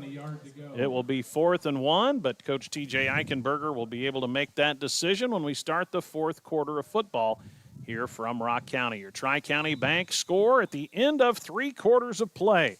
It is the Twin Loup Wolves leading the North Central Knights by a score of 56-6. Back with the final 12 minutes of action from Rock County after this. Whether to or from the ball game, call timeout at Scott's Place in Bassett for a tank of Conoco regular, super, or diesel fuel, bases, loaded pizza, deli sandwiches, your favorite pop or beer. Scott's Place Conoco at the junction of Highway 20 and 183 has Nebraska Lottery and Powerball, too. For whatever field you work in, agricultural, industrial, municipal, Terps Automotive of Bassett has you covered with parts built to stand up to the most demanding jobs. Get up and go with Terps Automotive, your Napa store in Bassett. Blending nature, tradition, and community. Granddad's Pumpkin Patch, just outside of Bassett, is open every fall with a delightful mix of activities and exciting attractions, sure to create lifelong memories for all ages. Our building is available to rent year-round. Check out our Facebook page to learn more. Go Knights! Shop more, pay less at G&B's Market. They always help you stay ahead of your budget by offering the finest quality and great value. Make sure to check out this week's sales flyer for the best service, selection, and savings. Shop locally owned G&B's Market in Bassett. Well, we come back to the 4th quarter. North Central lines up to go on 4th and 1 from its own 24-yard line. They're going to turn. They're going to hand it to the second back through, and it's going to be very close. As good collision right in the hole. That was Brody Treptow in to make the tackle. I think he's going to be very close. All he needs is right there. They're going to say he is short. Short of the 25-yard line. So a good stop by Treptow and the Twin Loup Wolves. And the second unit will take the field for the Twin Loup Wolves. See some also backups out there for North Central. See Rylan Widener, a freshman, in on the defensive line. Also see John Cannell out there at one of the linebacker spots. He's a sophomore. We'll keep telling you more folks as we see them. Andrew Miller, a sophomore defensive end, is on the field. For Twin Loup, they'll be led by Queston Young, the backup quarterback. Backup tailback Nathan Lowry, a sophomore. Botorf still in as the fullback. They're going to hand it to Lowry, and looking at it is Widener getting in there to make a stop in the backfield. Boy, we announced Ryland's name, and he comes in immediately with a tackle for loss. Blew his man up and made the tackle. So good play there for a loss of 2, Ryland Widener. I think number 24, Reed Ellemeyer's in there also. So it will be a loss of 2 on the carry by Lowry, 2nd and 12. Football at the North Central 27. 56-6. All Wolves earning that top 5 rating here to start the season. World Herald and others putting Twin Loup among the upper echelon of the newly formed Class D3. Now we're going to get a false start from the left tight end. That was Jace Mahler, sophomore, in there for the first time. And Jace is going to exit the field after the false start. Just the second penalty of the half on the Wolves, but it's going to make it 2nd and long, about 17. So just looking for some others out there for the Knights. See Emmett Paddock, a junior defensive back, out there now for North Central. They will turn, hand it to the second back through, and another near play made by Widener. This time just able to stay out of the tackle was Lowry and fight his way forward for a short gain. But again, Ryland Widener in the backfield immediately. A lot of penetration there by Widener. Be a gain of 3 for Lowry down to the 28-yard line, where it'll be 3rd and long. 3rd and about 14 for the Wolves. North Central on the road to CWC next week. 9:15 to play in a 56-6 game. Under center, Queston Young, the sophomore, double tight end set. They're going to pitch it back to the deep back. This time it's Alfred Switzer. He's got the edge, tries to cut it back. He's going to be near first down yardage and may have it inside the 20. Just kept down fighting. To the 15. Kept his legs going. So Switzer's going to pick up, I believe. Yep, they're going to give it to him. Yeah, 14 yards down to the 15-yard line. Good run there for that young man. Alfred Switzer, a sophomore. He picks up 14 yards, and Twin Loup moves the chains. 8:35 to play in the football game, and knocking on the door of the West Plains Bank Zone are the Wolves. In fact, they're just inside it, just inside the 15-yard line. Tough to tell the actual individual yard markers, Steve. Looks to me like they're at the... I think the 14. 13 maybe, 13 or 14. So first down, Twin Loup. They'll stay in the I formation. They will pitch it to Botorf, working left, and he bowls over a tackler and out of bounds. In there to make the stop for the Knights, Cash Ahrens, a freshman. Oh, and we got our first cramp. Yep, they're pulling on the toes of Botorf. And we'll again see an injury timeout here quickly, brought to you by Rangeland Rehab, as Rangeland Rehab crew out helping Botorf on the field. Rangeland Rehab physical therapist Brian Doak and Trent Lubberstedt, along with their professional staff, are trained on many techniques to help improve mobility and decrease pain from shoulder, neck, back, hip, knee, and feet issues. They also help with a variety of balance issues, strengthening whether that injury occurred on the playing field, at work, or at home. Give Rangeland Rehab a call at 387-1600. Injury timeout. We'll take a break. Tri-County Bank scoreboard with 7:56 to play in the game. It is all Twin Loup, 56-6 over the North Central Knights. A profitable livestock operation depends on the health quality of your herd. Kippaha Vet Service, Dr. Angie Painter, Springview, specializes in reproduction ultrasound of cattle and horses. For health care of large and small animals, contact Dr. Angie Painter of Kippaha Vet Service, Springview, 402-497-3574. Now Botorf able to pop up and make his way off the field as we're back to play here from Rock County. Breeze has continued to gust out of the south-southwest. Twin Loup will be faced with 2nd and about 5 after that run by Botorf. Ball just inside the North Central 10-yard line. Young under center, and we got movement early. That was one everybody except the center. And you know what? As a former center, it's not my fault. You don't move until I snap the ball, right? So, even if I forgot the count. The right guard, Brent Shipwright, turned and kind of yelled at his center like, hey, it was on 1. And Come the on, center's man. like, no, you go when I say go. penalty brings up 2nd and 10. So 2nd and 10 now after the false start penalty on the Wolves. That's what I always told my teammates. As a center, no, you're off. You're false starting if I don't snap the ball. Good run there. Good block on the edge by one of the Wolves. Well, he pitched the ball. That was Young. He pitched the ball and then made a great block. Switzer going to get a first down to about the 3-yard line. So Switzer's going to pick up about 11 on that carry. And it's a 1st and goal for Twin Loup at the North Central 3-yard line. I think Dylan Titus out there from one of the defensive back spots finally made the tackle, but 1st and goal now for the Twin Loup 2nd unit. 6:45 to play in the game. Young will go under center. Just one back, and that is Switzer. They'll go back to throw. Young pressured by Widener, now scrambles, gets outside, and he's going to take it in for the 3-yard score. That is Queston Young on his 2nd carry.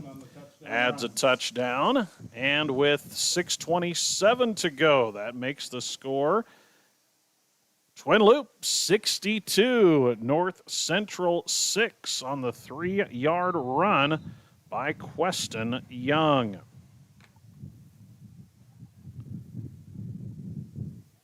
So now they'll line up, I believe, to go for 2. They're looking to sideline for a play. Now it comes in from the sideline.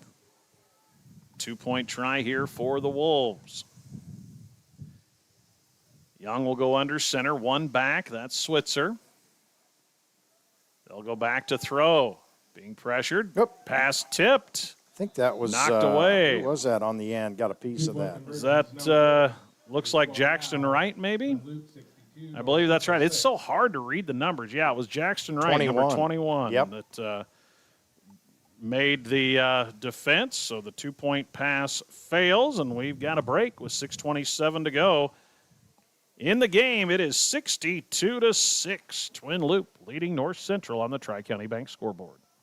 For proven, dependable, efficient, and long-lasting diesel power units, visit the friendly folks of Northern Plains Supply, now of Ainsworth. They are your Isuzu dealer in the area. That's Northern Plains Supply Company, now located East Highway 20 in Ainsworth. No pain, complete gain. At River Hills Chiropractic and Acupuncture in Bassett, care is centered around you and your family. Dr. Abigail Iris believes in natural, patient-focused care designed to support wellness, comfort, and everyday life. Call 402-684-2400 to schedule or visit their Facebook page. Lewis Nursery of Springview offers North Central Nebraska customers a wide variety of flowers and vegetables. Lewis Nursery, located along East Highway 183 in Springview. David appreciated your patronage this past season, and when it's time to plant your garden in the spring, remember Lewis Nursery of Springview.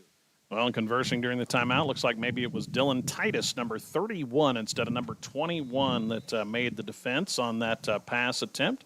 Dylan the one to knock it away. Kick low squibber, going to come down about the 15. It's a live ball. It is finally picked up. And now down the sideline with a lot of room. That is, I believe, Dylan Titus. Yeah. Good return by Dylan. He had to race up to get it. And good return for Dylan as he brings that out all the way into Twin Loup territory. He had just about lost the race to get to the football at about the 18, 19-yard line. Yeah, I didn't know if he was going to make it to it, and then he scooped it up and found a seam. Yeah, down inside Twin Loup territory at the 36-yard line. So the Knights under 6 minutes to play. Might be their last drive. And we'll see some of the backups out there for North Central. Ball in Twin Loup territory for the Wolves. See Lane By, a freshman, out there now at defensive end. We'll try to get you some more numbers. Brody Treptow back out there. Ryer Lazat will be under center. Backs are in the eye. Double tight end set.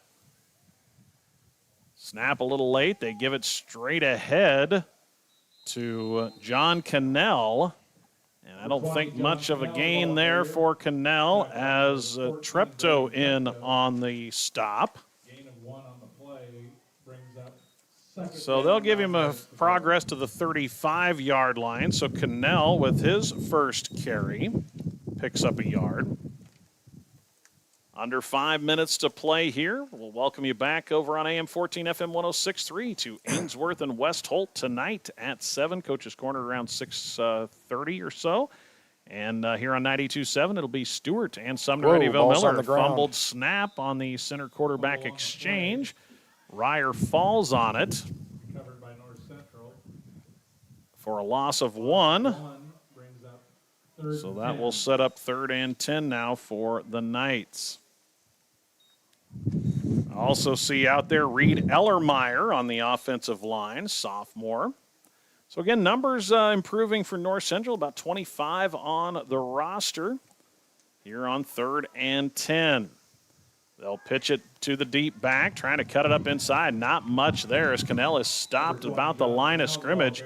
Good play defensively by Traven Schauda, the junior defensive end. He'll stop Cannell for no gain. Yeah, I almost think John could have bounced that to the outside, but he cut it back up into the traffic. So now 4th down with 3:45 to play in our season opener on a sun-drenched day here at Rock County High School. The wind has kept it bearable on what's otherwise kind of a mid to upper 80s day here for high school football. Yeah, and the kids have handled it well. Yeah, they really have. And this snap over the head of Ryer, can he track it down? Now can he get it away? He's going to try to throw it. Oh, boy. And it's batted away on a good play by Xander Slingsby. Boy, that was almost a fire drill touchdown, but Slingsby batted it away from the intended receiver, Emmett Paddock. And Twin Loup will take over. But, boy, you can bet North Central's going to have some work on special teams to do between Game 1 and Game 2. There have been a lot of miscues on the special teams. They've had some mistakes. Yep, for sure. Going to have to work on the deep snaps.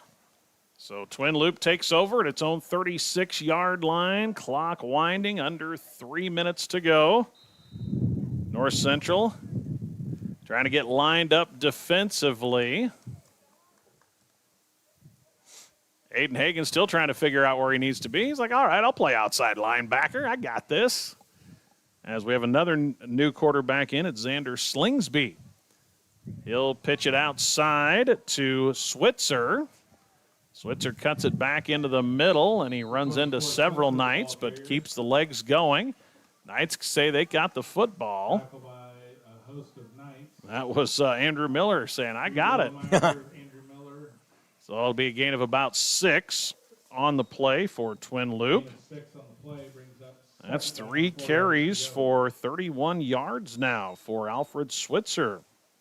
He'll help the rushing stats averages for the Wolves. Under 2 minutes to go. Twin Loup has led this one wire to wire. And got a false start as Jace Mahler came boiling out of the stance. He was ready to go to work on somebody, and then he's like, wait, why am I the only one that's moving? Good to see the young kids get in. You know, to their credit, they haven't had any JV games yet to get practiced up. Right. You know, they're getting the second team reps or playing the scout team. Now they're out here on the varsity level. Minute 20 to play after the penalty. 2nd down and 9 for Twin Loup. Now back on their side of the midfield stripe.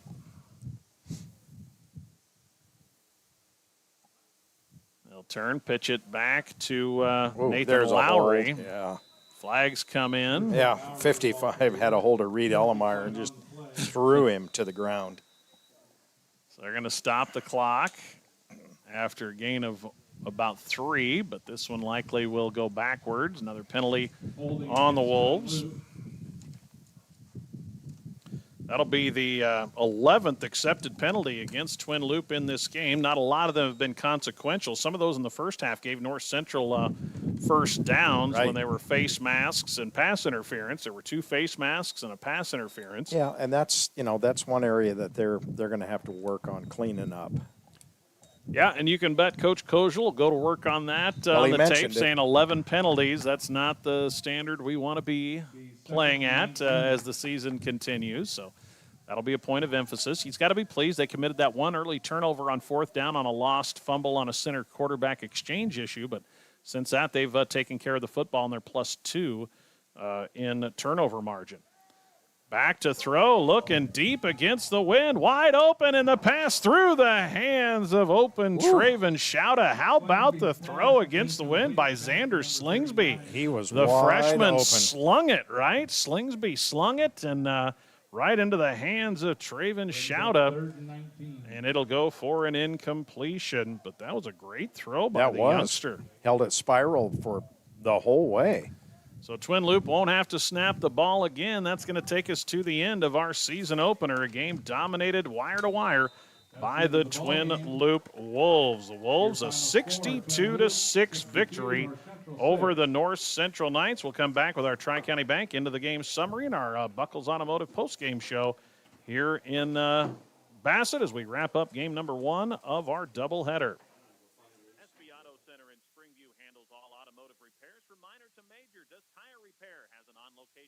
Truck and 24-hour wrecker service. Does custom exhaust pipe bending, makes hydraulic and AC hoses. That's Hespe Auto Center, a block west and a half south of the flashing light